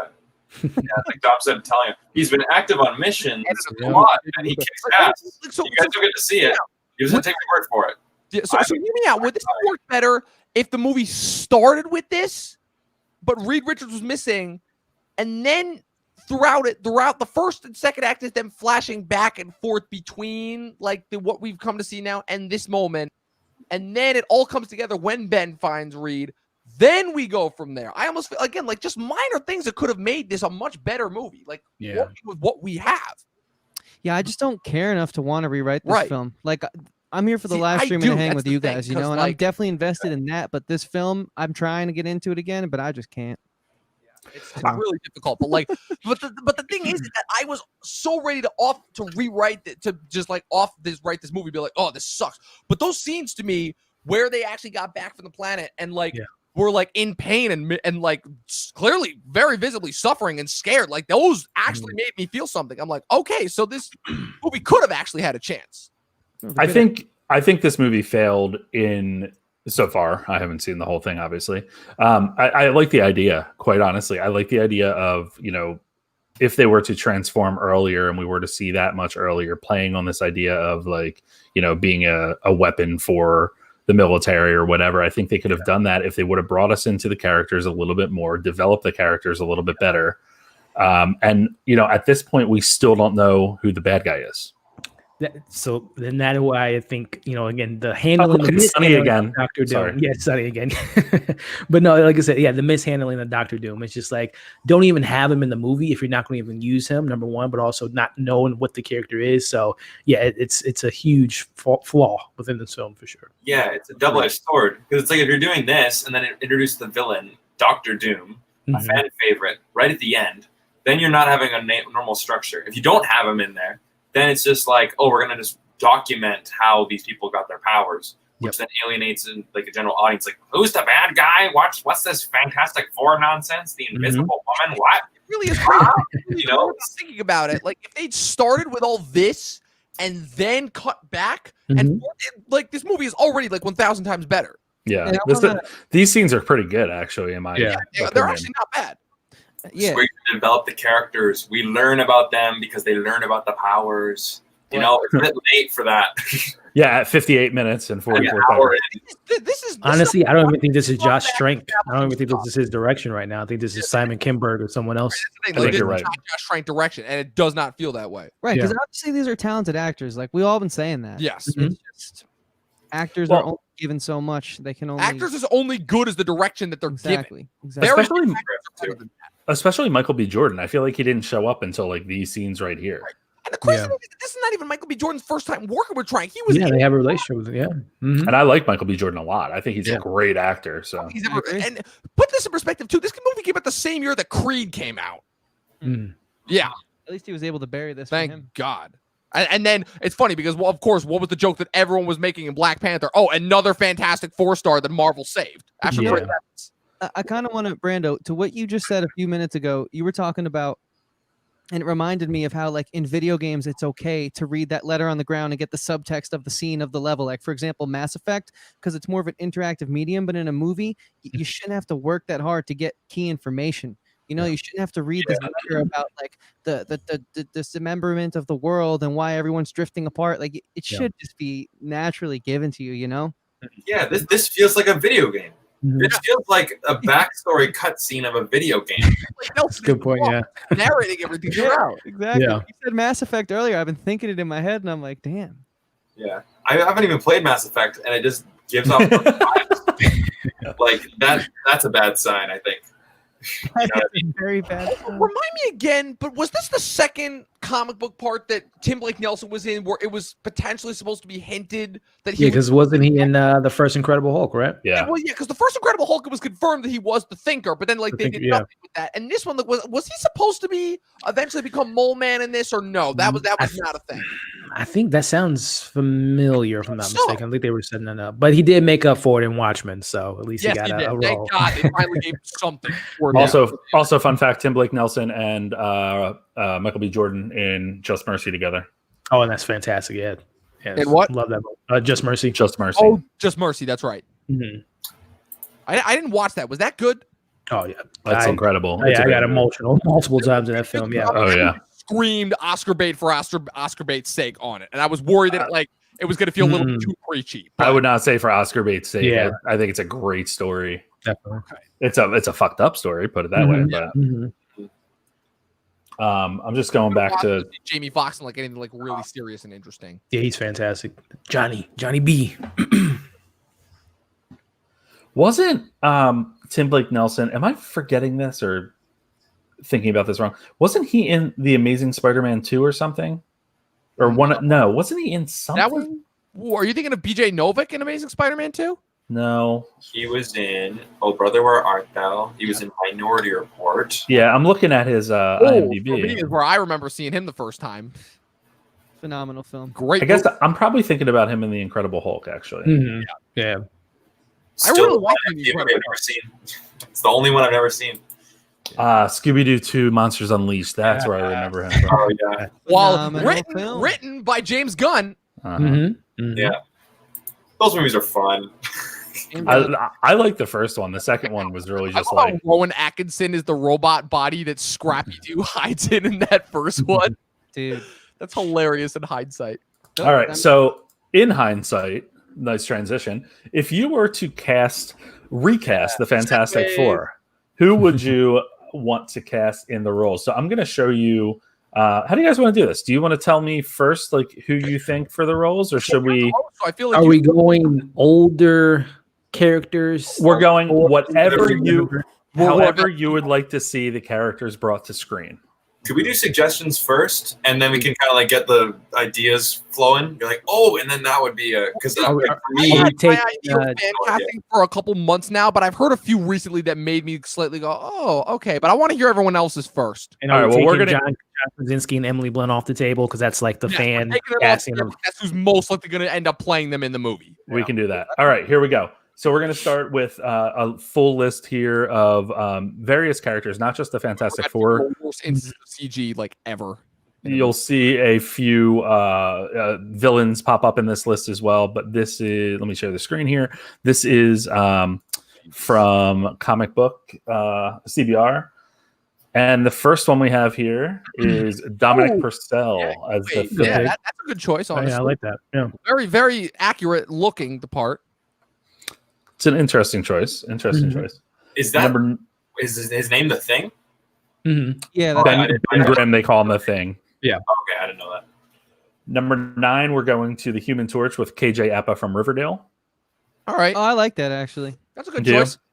I don't hate that. I actually really Have you fuck with have you guys? What is the only role? Because I've seen episodes of Riverdale, but he was in The Hate You Give. I thought Yeah, that was like the only thing I've seen him, and I thought he was a solid actor. Yeah, Algie Smith in The Hate You Give. What happened to Algie Smith after Detroit and the Hate You Give? He just went. Well, he's in Euphoria. Oh, Pretty that's good in Euphoria, I think, if I'm mistaken. All right, moving on to number 8 here. Lily James is the Invisible Woman. I was actually thinking about that in my head. I like that a lot. It depends on how young they're gonna make them, though. That's the thing. Because Because AJ Abba, I can see next to Dominic Purcell. Like Lily James, that's a little bit on the younger side. Because I think Dominic Purcell's got like a full 20 years on her. Andrew Lincoln is Mr. Fantastic. I like this casting. Yeah, I would say I love Andrew Lincoln, man. I'm still not sold on Andrew Lincoln necessarily as an actor. An actor, yeah. All right, what's he been in? That's Rick TV from nerd. The Walking Dead. Walking Dead. Yeah. Love About the Love Walking Actually. Love Actually. I did watch Walking Dead, but I could really care less about it. Number 6. Nikolai Coster-Waldau from Game of Thrones. Game of Thrones. choice that Yeah, I've Jamie been Lannister. Nikolai, let me look up this guy. Here's the problem. I didn't see him actually play a compelling part outside of Jamie Lannister. I think he has the look here, to be honest, for a Doctor Doom. I don't know. I don't know him in enough other things. I don't know him in enough other things than Game of Thrones, but I don't know. All right. Number 5, Michael C. Hall is Kang the Conqueror, one of the big bads, right? Yeah, I don't know if I can see that though. Like, that's a character that literally anybody could play. And Yeah. Zac Efron as the Human Torch. They've been trying to get him in the MCU forever. That's my pick. I'd rather see him as Adam Warlock, honestly. I agree with that. Yeah. I'd like him if he was like the usher at my movie theater and he like showed me to my seat for the movie. I have nothing against Zac Efron. So this is the interesting one. John Cena. This is the interesting thing. Promise, I'm still not sold on him as an actor. As an actor, yeah. I think he's a terrible actor. Bumblebee. Oh my god, that was laughable. Dude, the Marine, man. Come on. He wasn't bad at blockers. I liked him in blockers. Mm-hmm. Yeah. Giancarlo Esposito is Dr. Von Doom. Sure. Yeah, I don't hate it. I love him as an actor. I just don't too. know. They'll really have to do a completely different story in regards to, again, the rivalry between him and Reed Richards, because they came to college together. So it'll be really interesting to see if they go that older in the character. I still think whatever origin they want works. My thought process on that is just, Giancarlo's literally in everything now. He's in The Boys. He's in The Mandalorian. But I guess that's why I don't hate it. Right. But he's always good. He's consistently reliable. He doesn't scream like anything. Like, I have yet to see anything that like really wows me from him yet. But he also Gus Fring. Yeah, he also doesn't take away though from what's happening. True. Which is, some of these actors I think kind of are right now in this movie. Yeah. I guess my whole thought process is that, like, to me, the most ideal version of the Fantastic Four is the most overly bombastic, like standing out. And just Giancarlo doesn't do that for me. And of course, number 1, John Krasinski and Emily Blunt. Yeah. I do want to run through one other list real quick, and this is just a list of Doctor Doom. Of course, they're going to bring him up again, but Christoph Waltz. My choice on there. Christoph Waltz is a good choice if they don't make him a cartoon. Problem is, Christoph Waltz has a really bad habit of getting typecasted if he's not in a town. I don't like him. I don't like. Yeah, I don't like, especially if they do the whole he's a king of his own country. I don't see Christoph Waltz with that personality. That could go either way. Or he's Reed Richards' half brother. Yeah. John Hamm, I'm completely against. Yeah. I'm sorry, John Hamm in the superhero realm has kind of missed that plane. You're doing an accent. That's who? Dr. Doom. These are all Dr. Doom. Oh, okay. Dr. Doom, gotcha. Yeah, that sounds dumb. Yeah, no, pass on this one. The Batman rumors I was okay with. Obvious, too obvious. Played a villain too many times. Already in the Marvel as a scroll. So Hugh Laurie. I could see that. But weirdly enough, so here's the thing. So I've actually done this thing where I've seen like certain actors to me do better within certain decades. And Hugh Laurie, if you'd made Hugh Laurie the villain in those Tim Story movies, obviously if they weren't directed by Tim Story, I think that would have been better. But now I don't necessarily know if that would work as well. Because I agree. Older, he like has to walk with a cane sometimes. I can't get over him in Avenue 8, which I watched this year. Avenue 5? 5. Sorry, I didn't watch That's how that. forgettable it was. No, I am all about this here. Kind of ruined him for me. I am all about this. I don't know if you guys saw Legion. Yep. Obviously, The Guest. I'm a big Dan Stevens fan, like through and through. Yeah. I'm going to be honest. He has yet to wow me. Really? Have you watched him in Legion? Casting that could go either way for me. Dude, he's really good in Legion. I love Legion, dude. I really liked the first season, and the second season I liked what I watched. That one I just got distracted from it because of schoolwork and never got back to it. But I liked everything that I saw. It was too low. And he's James Bond. He could do it. Bulk him up though. He's got Also to have him if he gets some DC love, get him as a Joker. British guy could do James Bond. What is that, Elliot? Going to my DC fandom, I would love to see him as a Joker. That's interesting. Yeah, that I could see. All right, number 5, Oscar Isaac. After Apocalypse, I don't know. I think he's too short. I can put it on stilts. I don't. He's the most confident one. He's the one I've Yeah, been. he has that. Yeah, so far. But I don't right want there with to Dom. see Yeah, him playing someone you're not supposed to like, if that makes sense. I mean, you do and you don't. It's like the thing about Doom, and the reason why he hasn't been done well is because Doom is an empathetic villain, even though he's a megalomaniac who can. Well, what do you guys think about Oscar Isaac in Ex Machina? You know, he was the villain in that film. He kind of has that Think about it. ego. If he's really clean cut with a suit, I can see him kind of go like, like if he really believes that he is like doing this for the greater good, and if he's so like if he has that conviction, then at least from what you described Dr. Doom as, I think he can do it. As long as he's not in like makeup and like just getting all wacky. I'm gonna say about Fassbender, I want Fassbender to play literally every single part. I want Fassbender to do his own version of the movie with Hugo Weaving and Guy Pearce where they're drag queens. I want to see Michael Fassbender in drag so badly because I know that he would act his ass off and do a great job at it and actually make me convince me and compel me. So here's the thing. I know So Dr. Doom. Yeah. Dr. Doom and drag. Hello. And the problem is that if he wasn't an already compelling enough Magneto, I would think, obviously he'd be a great Dr. Doom. He has the same problem with me with Toby Kebbell with their agents. I feel like he has it. Besides X-Men, I feel like everything else from Assassin's Creed to Snowin or whatever, Snowman, whatever that movie was. Yeah, his career hasn't been. Yeah, I don't know. Hopefully, yeah. Rami Malek, huh?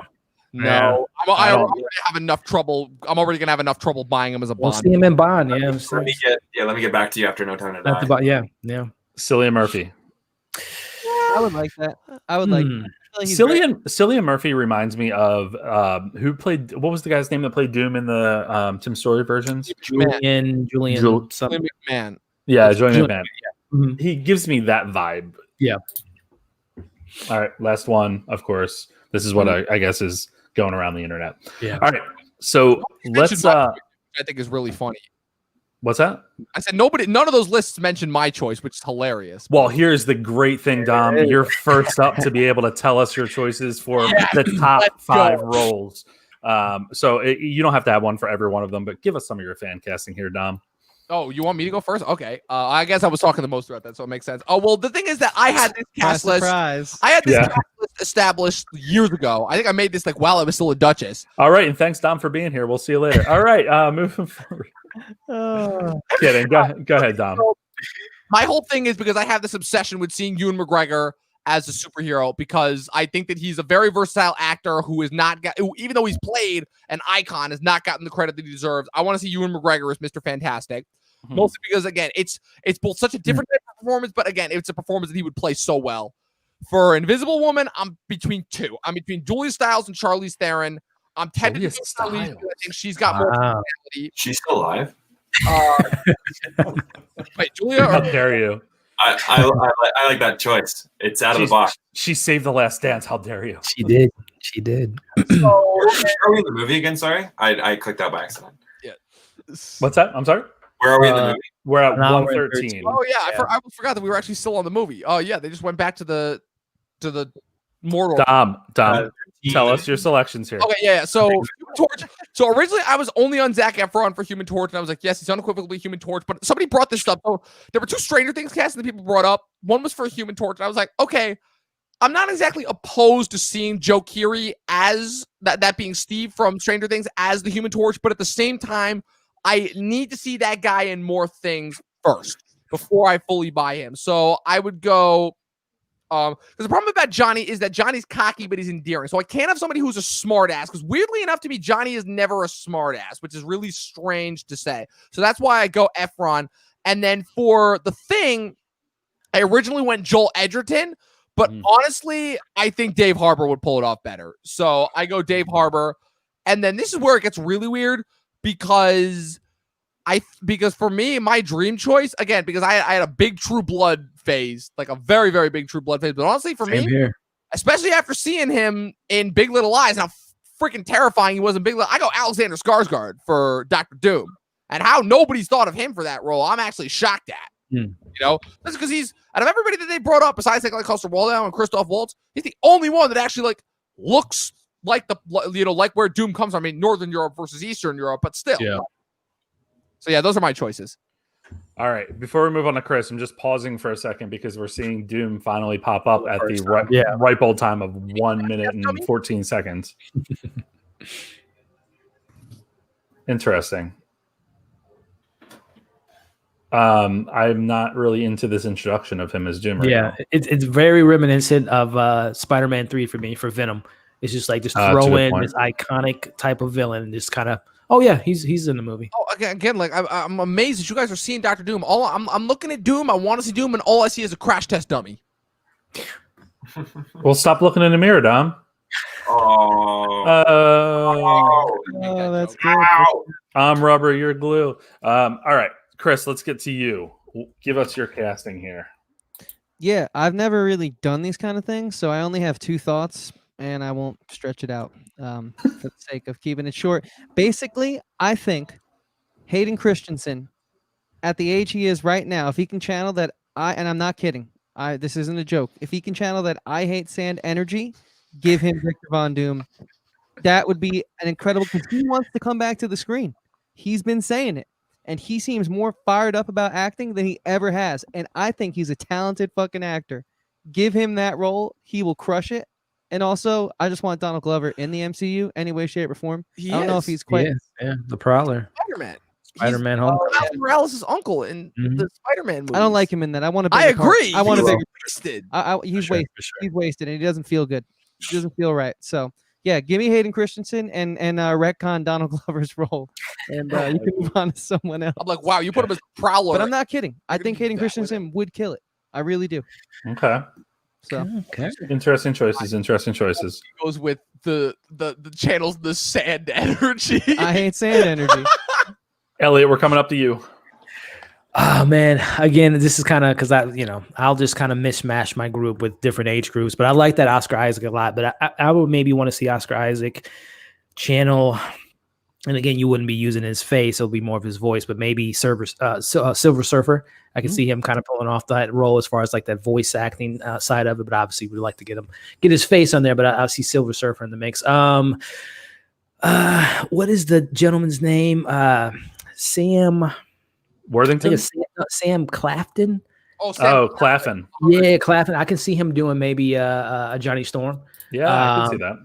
Or something in that mix, in that realm. Let's see. For Sue, man, who's a good...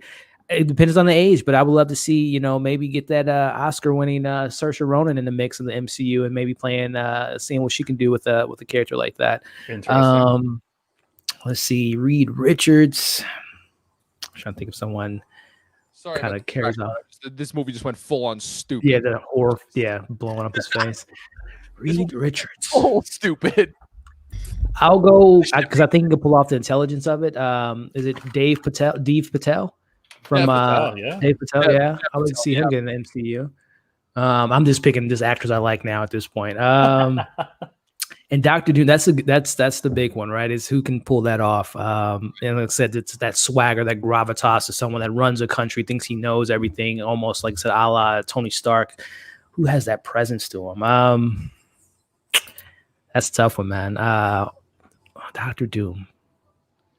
I don't know. I have to come back with Dr. That's those are the people that came to mind now. I have to think about Dr. Doom because it really is a pivotal character, and it's make or break. Brando, up to you, buddy.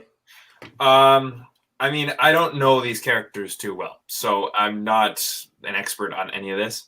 But the one name that's been popping out in my mind for Reed Richards is Armie Hammer. I think he could do a good job. Interesting. Elsa Gonzalez, Baby Driver. I think she could do.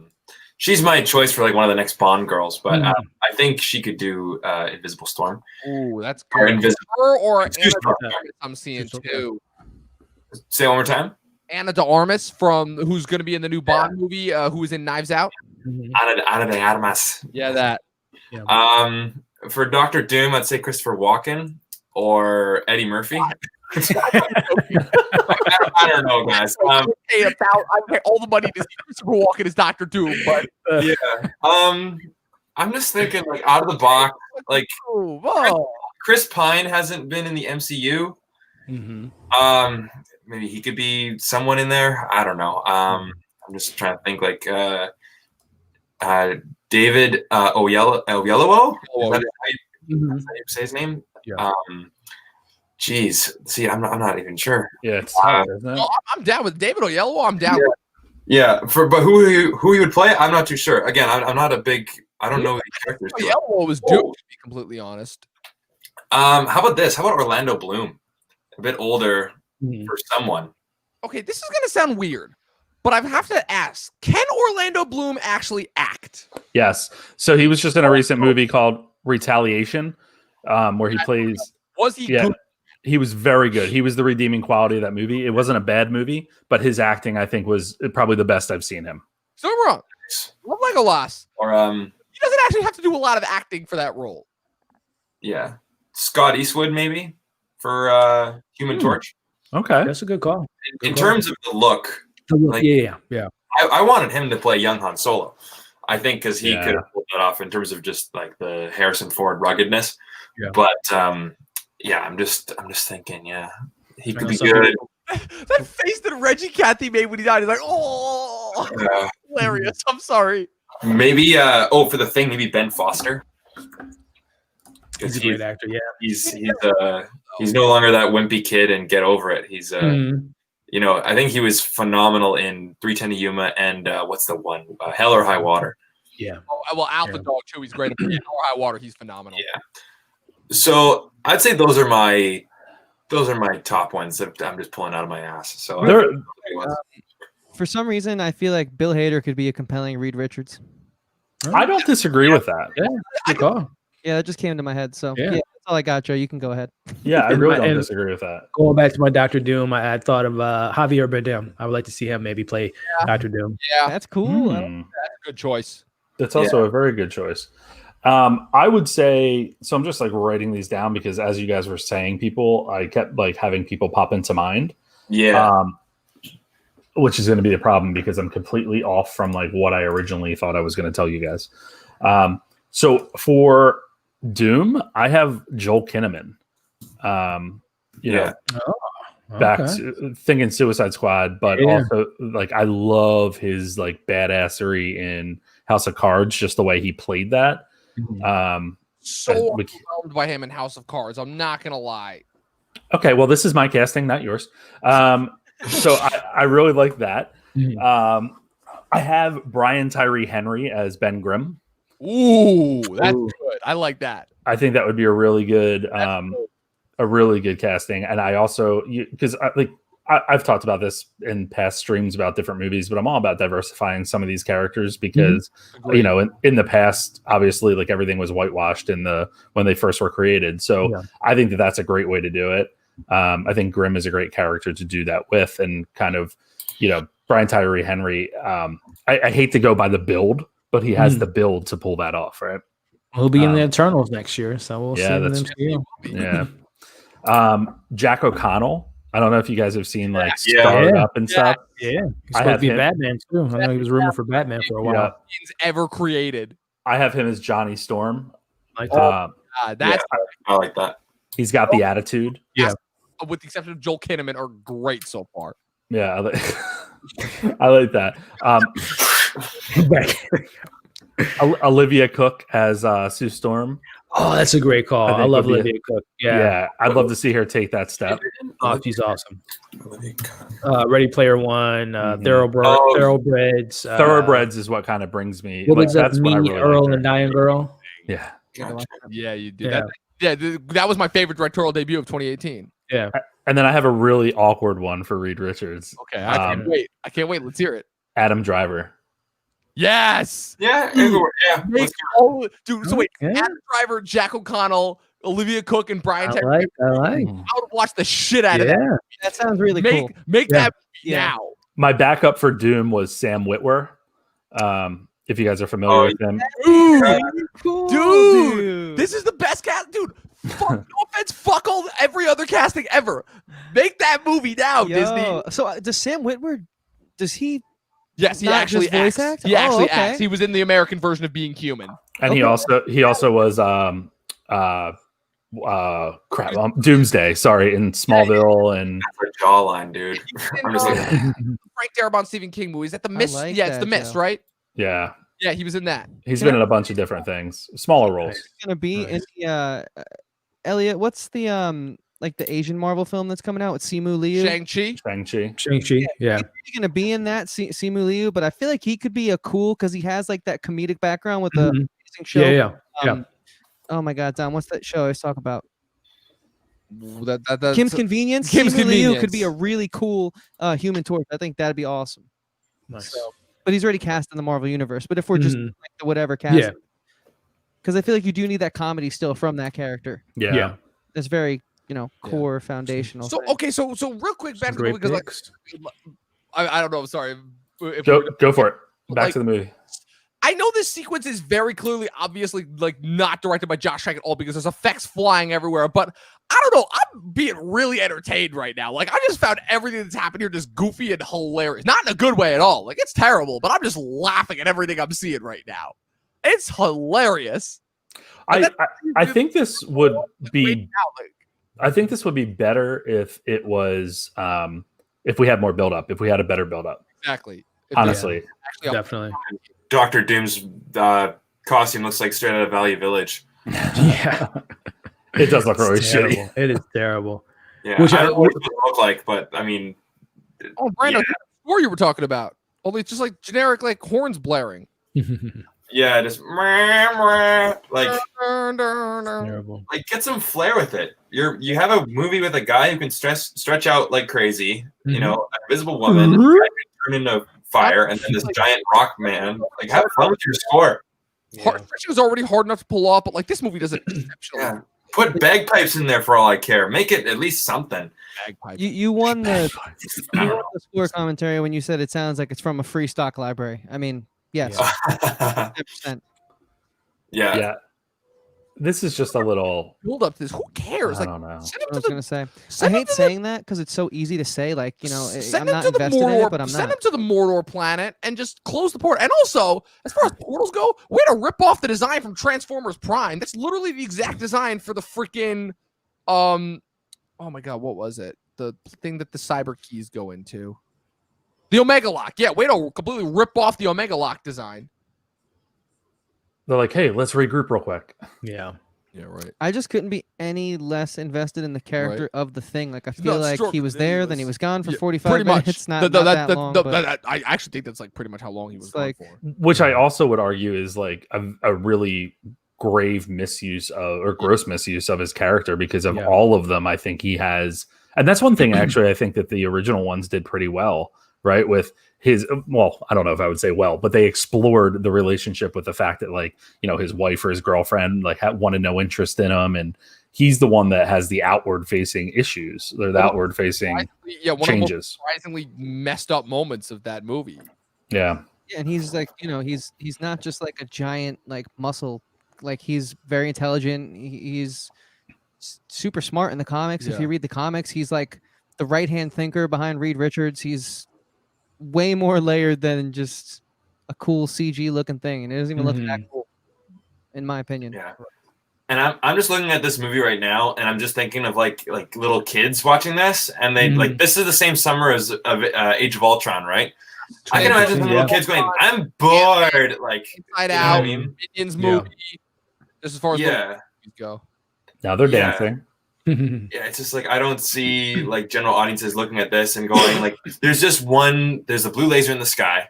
Haven't seen that before." And it's just like, you know, I have no problem with like smaller scale action scenes if the characters are more well rounded and you know there's actual like stakes involved. But yeah, this definitely feels like some Burger King like Xbox 360 demo. I'm liking Kate Mara though. I got to be honest. I think she's good in this role if she was developed more. Yeah. Yeah, McDonald's. those brown eyes, man. I just How would anybody be able to make toys and action figures out of this movie? Like none of these are interesting toys that like anyone would want to buy.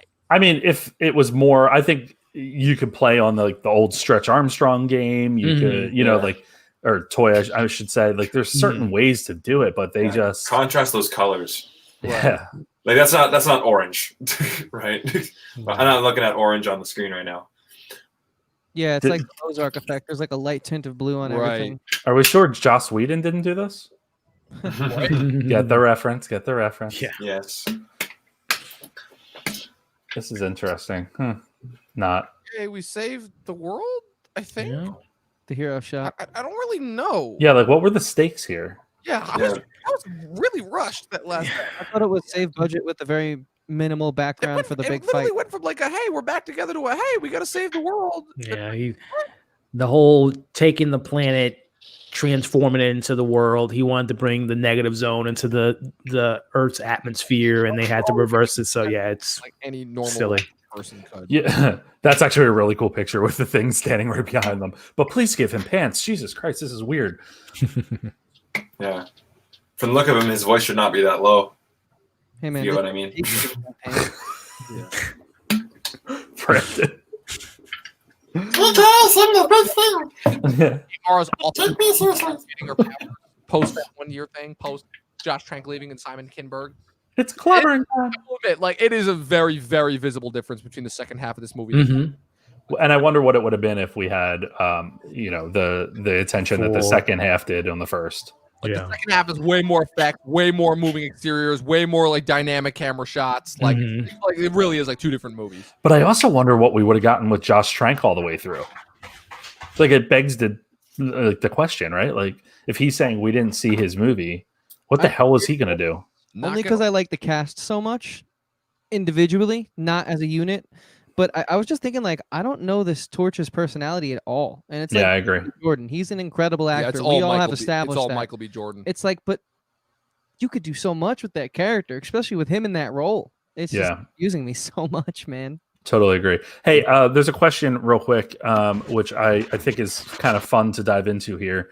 Why have they not been able to make a quote unquote good Fantastic Four picture? Like what's the holdup here? I mean, we talked about how the one back in the 2000s, the two in the 2000s weren't absolutely terrible for the time that they came out. But, why are we having issues here?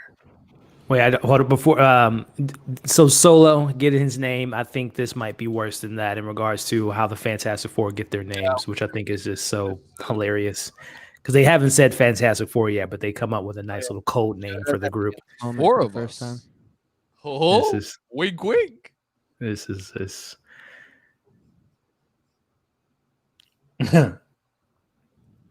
Wow.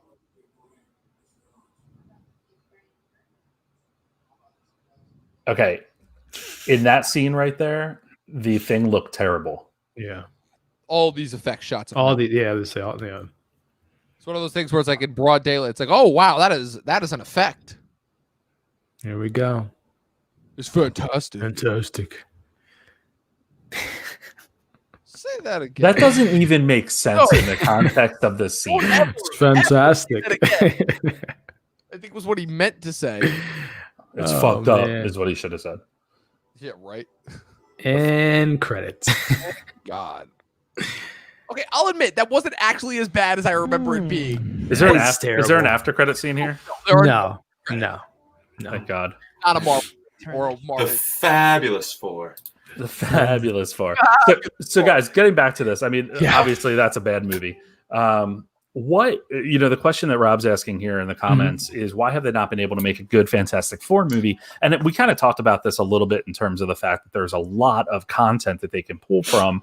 Yeah. But is it just that Fox had it and we didn't have anyone with the attention that Kevin Feige gives to the characters, or what's going on here? Part of But it. they suck. No, I'm just kidding. No, I think it's just the fact of look, you had other creatives giving an interesting take on certain of these characters long before Marvel was into the picture. I think it's just a matter of they never found the right person to get it. Spider-Man had Sam Raimi. For better or for worse, X-Men had Bryan Singer. Superman had Richard Donner.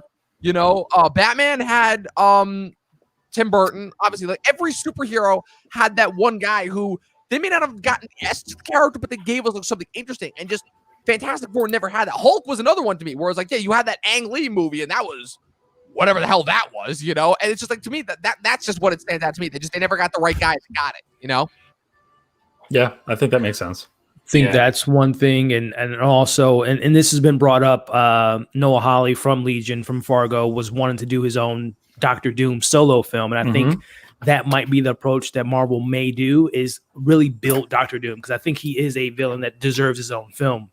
So I think with Tim's story, with the first one with Doctor Doom, second one introducing Silver Surfer, I mean, they have some incredible villains, you know, Galactus. I mean, their Rogues Gallery is pretty legit. So I think they just, too many eggs, too many cooks in the kitchen. They don't know the essence of these characters, and they just try to throw all the good things into the films, and they just haven't hit the landing. So I think Kevin Feige, again, I think that the route may be breadcrumbs in phase 4, maybe have some background noise in one of the TV shows, WandaVision, a crew of astronauts get lost in the negative zone, and that may explain, you know, where they've been for the last 12 years of Marvel. So I think it's just a matter of starting small, introduce this family dynamic. Prior to that, maybe having a Doctor Doom solo film, and then bringing him into the second one to really show his presence of how menacing, how, you know, incredible of a villain he is. So I think it's just a matter of this so far. They're just throwing everything at the screen and hoping that the audience likes it, which, you know, they haven't, unfortunately. Right. Yeah, it seems like it's been bad luck.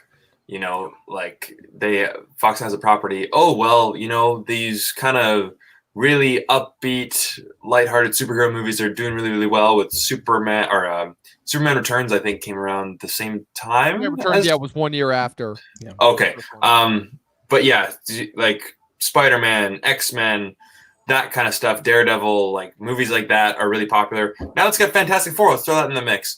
And now we're doing a bit darker, right? We're doing, you know, Amazing Spider-Man. We're doing Dark Knight. Oh, we got Fantastic Four. Let's make it like that, but let's make it a trilogy. Let's make it our own universe with Fantastic Four. You know, let's announce 3 sequels before our first movie's even done. Let's get a director who doesn't really care about the characters. And that's a whole other argument. It's like, do you get like a fanboy of Fantastic Four, or do you get like a filmmaker to get a really great movie? That's the whole Alfonso Cuarón, Harry Potter argument, right? You know, he didn't really care about Harry Potter. He's just, I just want to make a great movie. And, you know, and so it happened. So but I think it's just like, it's always been, what's popular, let's do it like that. Let's just hire some guy like off the street. Like, let's just bring in, like Dom was saying earlier, just that indie director trying to make that big break. I want to paraphrase, not quite off the street, but like the guy not off the street, but you know what I mean. He's not like a $20 million budget to like a $300 million budget. Like that's it's a big step. Yeah, an indie director going towards the big screen. Whereas, like, you know, if you get a guy who writes and directs, or girl, and just say, all right, this is your Fantastic Four project, go for it. Then I feel like at least we're going to have some, you know, cohesion and like just some streamlining of the vision, right? And then if it sucks, then I don't know what to tell you. Maybe Fantastic Four just doesn't work on the big screen if that happens. I think that's all right. Yeah. One of the things that stresses me out a little bit about like the way that they make some of their movies, when like thinking about Marvel and Sony when they had these properties, is it always seems like we get the story that they had to rush it into production to try to get it out before they lost the rights. I think that happens time and time again. And I'm I guess I'm like a little confused as to why. I also want to draw a reference to the fact that if in the movie, don't they say that the accident happens and then 1 year later is when we like pick up with everything else going on? Yep. So in the summary here, it says 4 years later, the stranded Victor returns as a maniacal conqueror. So that's incorrect, isn't it? That whole montage that we saw between so after the 1 year, between like all of them going on the missions to them finding Reed was 3 years. That was 3 years. What? There was zero growth there. What? That just is stupid. Even worse. So I think one thing that Rob brings up here in the comment that I just put up, could it be that they haven't picked a single member to bring the audience into the story? I think that's part of it. I think it gets back to the conversation about characters, and we haven't seen them develop the characters very well in today's terms. So if they're going to do a film, given the bar that's been raised by Marvel, and they're going to try to, have Fantastic Four play against those types of films, then they're going to have to really dive into the storytelling model that Marvel delivers. And we didn't get that in this film. We got a very rushed. Well, I wouldn't even say rush story. We got a short film that gave us 50 minutes of bullshit before we even got to the powers. And then, oh, by the way, here's Doom for the last 20 minutes. And that doesn't work. I mean, especially you're also not paying respect to the characters themselves by, throwing them on screen like this. And these poor actors who are all good actors didn't have much to work with. No, they were given absolutely nothing. And I think it's one of those things where, as much as I think Seth Rogen sometimes misses a lot when he adapts stuff, he at least, if you look up his interviews and stuff, he spends the time to get to know the material. Before he even puts pen to paper, he figures out what it is about the story that is compelling him enough to go into that writer's room and want to pitch it to get it made. He has an understanding of every single frame, every single still in those pages, and it's not rushed. Maybe there's also not a studio pressure there. He's doing this in his own privacy. Yeah. He's taking his time before he gets the job and has to bring it to the real world. But I think there's so many different levels there. But I think the biggest issue and why we haven't had a good Fantastic Four film is just the planning stage. It never feels right. I mean, I can't imagine how you could start shooting this film and really feel like you have it, or any of them for that matter, although some of them better than others. Like the staying power just clearly hasn't been there. It's funny because a lot of people have brought up the idea of, obviously with Marvel, a big part of their phase 4 is going to be certain heroes are getting movies and certain heroes are getting TV shows. And the big thing, it's funny because on my swim team that I coach, a couple of the kids who I know obviously were gigantic Marvel fans. They would talk to me like, this is one kid's like the super fast fan. It's like, oh, the X-Men should do this, is Fantastic Four this, and all this crazy stuff. And I'm like, yeah, I'm of the weird opinion that I still think that X-Men should get the movie treatment. But weirdly enough, I feel like Fantastic Four almost works better as a TV series. I feel like you give them 10 episodes. Each episode is like a different adventure, and you make it kind of like almost like this live action version of the Jetsons. I feel like that to me is like the most accurate version, and not to mention that would give us something completely different, because the problem is that they've tried the origin multiple times.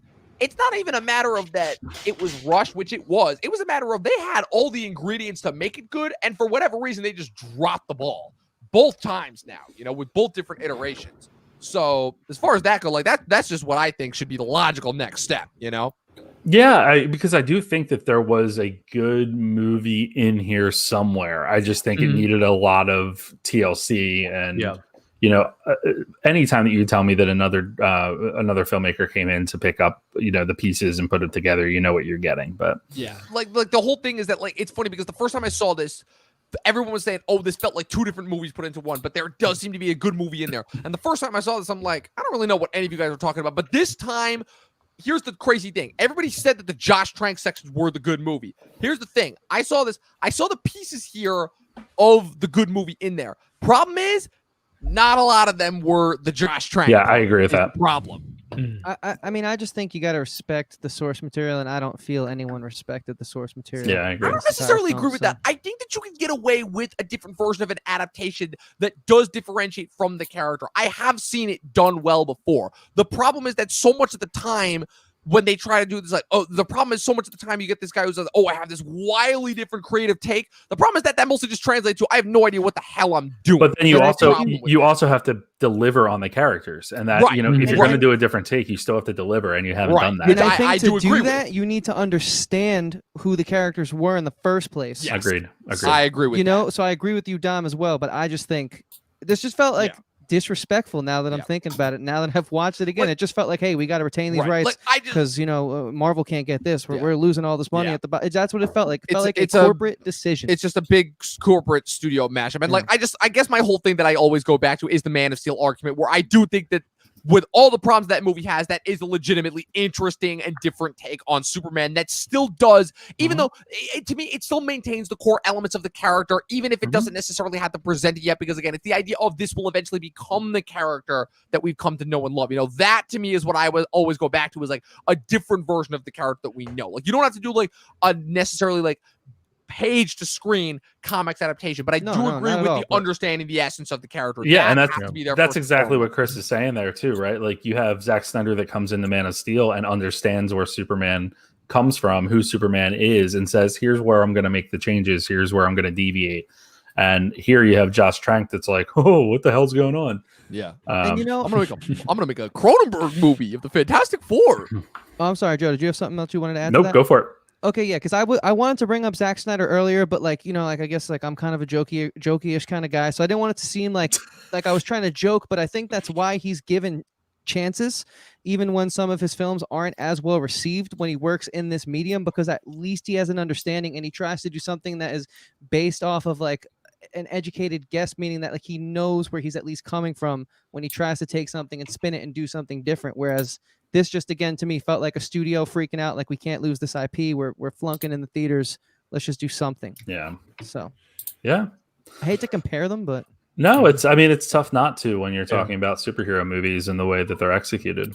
Mm-hmm. Well, guys, this has been an adventure.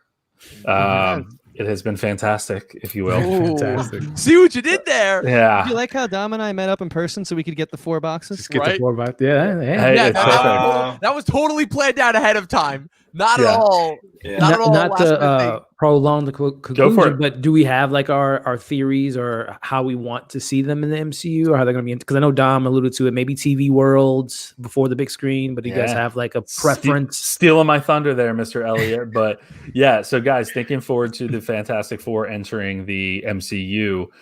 Do you think it's going to be sooner rather than later, number one? And then number two, how would you like to see it done? I think like they have like 5 or 6 films already slated, right? Mm-hmm. For the next one. I think the next film after that one, I think will be Fantastic Four. Some they'll show up somehow. Again, I don't know the interlockings of this character is from this comic, this character's from this comic, and they have this storyline from this comic series. But in this one, I don't know any of that stuff. So I just think in terms of a business standpoint, if you start to really, because this is like the first couple of films without Robert Downey Jr. as Iron Man, without Steve Rogers or Captain America with Chris Evans. You still have Thor, you still have the Guardians of the Galaxy, you still have some of those big players, in Black Panther, of course. But I think once they have their footing going forward from that Infinity Saga, then I think they're going, okay, now we have our footing. Now we can add in X-Men. Now we can add in Fantastic Four. I think that's what they're going to do. How they do it in terms of characters, it's up to them. They're the experts. I think you're going to see a lot of after credit play in the next, as we have in the past 3 phases, right? But I think there's going to be a lot of teases there. Mm-hmm. How about you, Elliot? Excuse my nerdiness on this, but this is, I always think about this stuff, especially when it comes to comic book films. But I think let me tell you about this. There you go. There's your inner Jaleel White. Yeah. So I see number one, Doctor Doom is probably the first thing that they're going to maybe introduce into the MCU. And again, going back to what I mentioned earlier, Black Panther is a great way to do that. There's some other country that there's this overlord who doesn't treat his people right. T'Challa hears about this, but we never see him on screen. We just hear about this country of people maybe fleeing the country because of this overlord who treats his people, terribly. So I think that's going to be a little bit of Easter eggs with Doctor Doom and T'Challa and Black Panther 2. And then in regards to the Fantastic Four, I think Brandon's right. Maybe the next phase, but I think. And we talked about seeing Doctor Strange and Stephen Strange and Reed Richards on screen together. I think Doctor Strange is really going to be that pivotal kind of Civil War, type of MCU film where it's going to break open the universe. I think Wanda is going to really shake up the world, and we're going to see alternate versions of characters again, a la Sam Raimi coming into the project, and Andrew Garfield or Tobey Maguire coming to the mix. But I think some way, somehow, Wanda's going to warp reality, and we're going to get some type of introduction to other universes, which I think is a great way to bring in the X-Men too. So, but like I said, it explains where they've been the last 12 years. They've been on their own universe, or they've been trapped in the negative zone, and Doctor Doom put them there potentially. But I think WandaVision is going to be, or Wanda will play a big pivotal part into introducing some of these, especially mutants, but definitely in the Fantastic Four. So, Doctor Strange, Multiverse of Madness is one I'm keeping my eye out for. Yeah, I agree with you. I think that movie is going to be the one that really breaks everything open for the future of the MCU. Yeah. I'm surprised they're not doing it a little maybe a movie or two earlier, but of course they have a plan. Yep. Dom, Chris. Yeah. I just want to say that I think Dom's like, yeah, well, I already gave my thoughts on this. Yeah. Hey, that's growth. That's character growth. Something we didn't get in this movie. Okay. Let's just gotta get a little bit here to make up for it. But what I will say is, I think that if we saw the Fantastic Four, in this next phase, I'll be very upset because I think that this next phase seems to be very thought out. And just because you require something doesn't mean you got to be so quick to put it in there, especially when we're talking about this legacy that's, if they keep playing their cards right, it is going to go down as a mountain to topple over in cinematic history. And so I would be very upset if they did bring them in this phase. But I think phase 5, they have a lot of time to plan for that. I would love to see Victor Von Doom take over the role as Thanos, because I think we need a compelling character in that role this time around. The first time around, we were able to get through with the more cookie cutter, kind of like generically get us to this it's never been done before point. So Victor Von Doom, I think, can bring a little bit of an interesting flavor to that role. But I don't know much about this negative zone, but from what I've seen in this film, I think that'd be a brilliant way, Elliot, to what you've been saying, to introduce them. They're just kind of like hanging out, and maybe like Doctor Strange like gets them out of there or something, and like he's like, we need a little extra help or something. It'd be a little corny, but I think it could work. I mean, Captain Marvel, she's a galaxy of her own, and Guardians of the Galaxy going forward. Doctor Strange is going to play a big part. And honestly, like I said, no offense to Scott Derrickson, but I'm so happy that Sam Raimi's coming to take over for that sequel, because, oh man, if there's anybody who could actually like save that Doctor Strange movie, which to me is like one of my least favorite Marvel movies. But yeah, I already gave my thoughts on that. Yeah, I personally think that just the format to me benefits itself more for TV than movies, but they're a vastly profitable IP. They're going to make it a movie first. And yeah, honestly, I'm looking forward to whatever Marvel does. I just want it to be crazy, and I want it to be fun, and I want it to be a well-done story with actually well thought-out characters. That's really all I ask for. I think the challenge that I'm seeing with the next phase is I can't figure out what the link is between all of the films that we're getting, and that's something that I guess is a good thing, right? Yeah, I mean, it's, at this point, yes. But what is going to be that link that brings them all together ultimately and works towards the next team up or the big bad or whatever it may be? Yeah. And I agree with Elliot. I think Doom is the way they're going to go moving forward. But I don't know. I mean, I'm interested to see that. I also like the theory that Reed Richards buys Stark Tower in New York. I think that's a hilarious, would be a fun way to introduce them. Yeah. Maybe just have that in the background of New York shots for a little bit, and some passive allusion to what's going on in the future. I'll say this is kind of going back to your link part there. Black Widow being the first film of Phase 4, going back to Easter eggs, wouldn't it be pretty cool if like Natasha has some spy was been in, I think it's Latvia or whatever his country is. Some spy has been there to see what this country is all about, right? Yeah. Again, planting the seeds of this being in the MCU somehow. So well, and that's actually a really good point, because I've said this time and time again. I don't think Black Widow being at the beginning of Phase 4 is the reason for that. Yeah, I don't think it's a fluke. There's something. Yeah. There's some reason for doing it now. I'm just going to say this right now. From what I've heard on the grapevine, it's not, but not for the reasons you guys might think. That's all I'm going to say there. Oh, inside scoop. Some inside scoop. Inside scoops. That's what I do. Who's breaking news? Magician never reveals his trick. One of those cliches. Who on your swim team told you that? All right. I'll never tell. Well, guys, I really appreciate you jumping on. This was fun. It's always fun watching a movie. I think a lot of times when we're on these chats, we're watching movies that we all like pretty much love, or for the most part, like someone's gonna love it on the chat. I think this is the first one that we're all pretty much like, okay, well, that was interesting. But exception, but well, you're on an island sometimes. What I also want to make sure that we do is give you all the opportunity to talk about what's coming up and highlight the things that you're doing. So I'm going to pull people out for a moment and bring you back into chat. So we will start with just going clockwise here. Sir Elliot, you are up. Yeah, well, hey, Joe, man, it's always a pleasure being on the channel, chatting about movies or TV or anything, man. And, of course, seeing Brandon for the first time in a minute, it's always a pleasure to be on him with the panel. And, of course, Dom and Chris, love their banter, love their community they're building. So it's fantastic to be with you all tonight. But as far as content on the channel coming soon, it's been a pretty interesting week with VODs. Just the other day, I have She Dies Tomorrow available for review. Salt Tax Collector, that will be dropping tomorrow. Did a review for American Pickle today for my DC fans. Doom Patrol season finale was today, so reviewed that. And then as far as the weekend goes, we were talking about Josh Trank and studio interference. I have a watch along for the Suicide Squad, which Chris from Talking TV will be on that panel. I'm really excited to kind of break down that film. And then for my Perry Mason fans out there, we got the season finale this Sunday. So that's what's to come. And again, Joe, Brandon, Chris, and Dom. It's always a pleasure to be on the panel with you guys, and I had a good time. Not the movie wasn't so great, but the conversation is always fantastic. I don't know what you're talking about. That movie was incredible. No, Elliot, definitely appreciate you being here. It's always fun to have you on.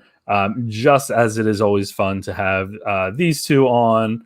The clown and his handler here. So I'll let you guys go. Wait, which I'm one's kidding. the clown? Do you have to ask? Yes, all yes, right. I do. So I will. Yeah. Yeah, guys. Again, a pleasure to have you guys on. It's always fun. It's Elliot mentioned the banter, and I think that's always what makes these entertaining. Is that we all kind of come together with our different views and are able to nerd out together, especially when it comes to comic book films. So, what's going on in the talking TV realm of things? Well, if you guys are interested in Transformers content, we just did an episode covering the new Transformers show that dropped on Netflix, Transformers War for Cybertron, Chapter 1 Siege. Why are there that many words in that title? I don't know. But if you want to watch me detail every single BS thing that Michael Bay dropped in those god-awful live-action Transformers movies that I love, then absolutely go check that out. It's true. You just got to watch it for this kid's reaction alone. It was a great episode. It was priceless. And I did really enjoy that new Transformers so show. Yeah. Dom, what do we have going on tomorrow night? We have our own watch along, also in the superhero verse. Another little bit of a controversial superhero movie upon its release. We got Watchmen, our watch along for the 2009 Zack Snyder movie Watchmen, coming out tomorrow night. That's going to be a lot of fun. We have a lot more stuff coming in the weeks ahead. Assuming that I have power back this weekend, I will still be. I'll still be doing my review for The Tax Collector. I'm hoping that movie doesn't turn out at all how it looks for Monday. And then we got a couple more top 10s coming up. All I'm going to say is that Legend of Korra is dropping on Netflix in a week. So be ready for something related to that. And I just want to also say, Joe, thank you, again for having us on. We always appreciate it. This is our first time on your channel, and I think it was a very legendary first appeappearance.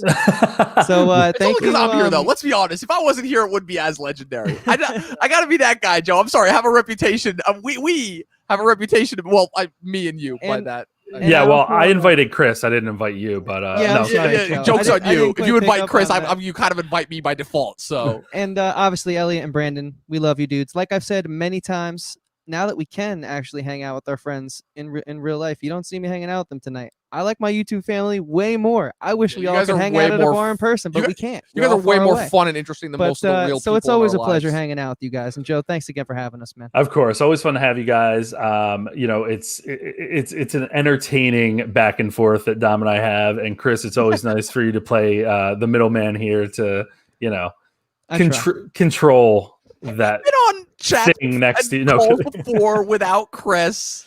Don't lie. Have we? Yes, we have. but you don't remember it, so exactly. Yeah, that's probably one of those where I was like chugging whiskey doing it. All right. Anyway, great having those guys on, and always great having the next and last guest on. Brando Critic, I appreciate you popping on. It's always fun. Fellow NHL fan up there in Vancouver. Both our teams are doing pretty well right now, so we'll see what happens. But did they win today against Washington? Oh yeah.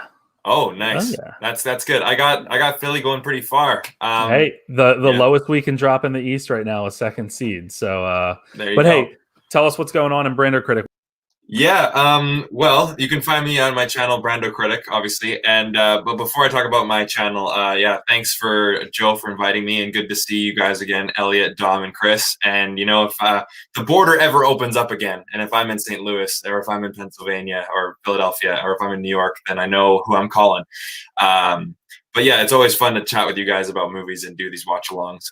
Speaking about watch-alongs, I got one for Harry Potter and the Chamber of Secrets next Monday. I'm planning on doing all the Harry Potter movies. And then I've been doing a series where I've been reacting to movies that I've never seen before, and they're like the embarrassing ones, right? Everyone has them on their list. Like, I haven't seen this movie. You haven't seen this movie? I'm trying to make that list as small as I can, and I'm doing reaction videos so that, maybe there's some fan favorites on there and people wanted to see me react to the very first time. But a video that I spent a lot of time on, which is going to come out this Wednesday, or actually, on Sunday, the top 100 music scenes in movies. That's coming out to the channel on Sunday, so stay tuned for that. That's probably the big one. But yeah, thanks again for having me, Joe, and nice to see you guys all again. So it was a lot of fun. Can't wait to do it again. Yeah, always appreciate having you on, just like I always appreciate having all of you guys on. So guys, Guy at the Movies here, my shtick, what what I have going on with the daily movie reviews and all that fun stuff. The big thing that I do want to tout, though, and I'll actually bring these guys all back up for it because they're all involved. Surprise. So the guy at the movies, the first ever Guy at the Movies Virtual Film Fest. It is turning out to be a really fun event. So between watch-alongs, just like this, between watch parties that are more chat-based through Scener, live podcast recordings right here on YouTube, as well as some educational sessions, including, how to create desirable content, finding your voice as a critic, dealing with toxic fandoms, a bunch of stuff down the road, talking about comics translating to movies. And then also having the opportunity to Q&A with a few filmmakers and some other announcements down the road. It's just going to be a fun weekend for us to continue to do the stuff that we're doing here on our individual channels, coming together as a cinephile community, just having a good time. So there's 5 of us here. There are about, I think we're up to about 18 or 19 people that are going to be actively that have actively partnered with for the weekend, and that does not include the other individuals that would be brought on to the watch parties. The schedule will be coming out shortly, and yeah, I think it's going to be a blast. And each of these guys have something fun planned for that weekend, and I encourage you to check out guyatthemovies.com/film festival to register, because there will be some exclusive offers as well as updated information coming straight to your inbox. And that also will help you on the weekend of, because I'll be sending out schedules each day with links to the individual sessions so that you know where to go, because it will be between YouTube and Scener, which is a Chrome extension. But yeah, it's going to be a blast. It's free. I think I should mention that. So when I say register, it's free. But yeah, pop on, have some fun with us. But guys, this was a blast. I'm looking forward to some of the watch-alongs that are going on the next few days. Some movies I haven't seen yet. So until next time, stay safe. And wear your damn mask. God damn it.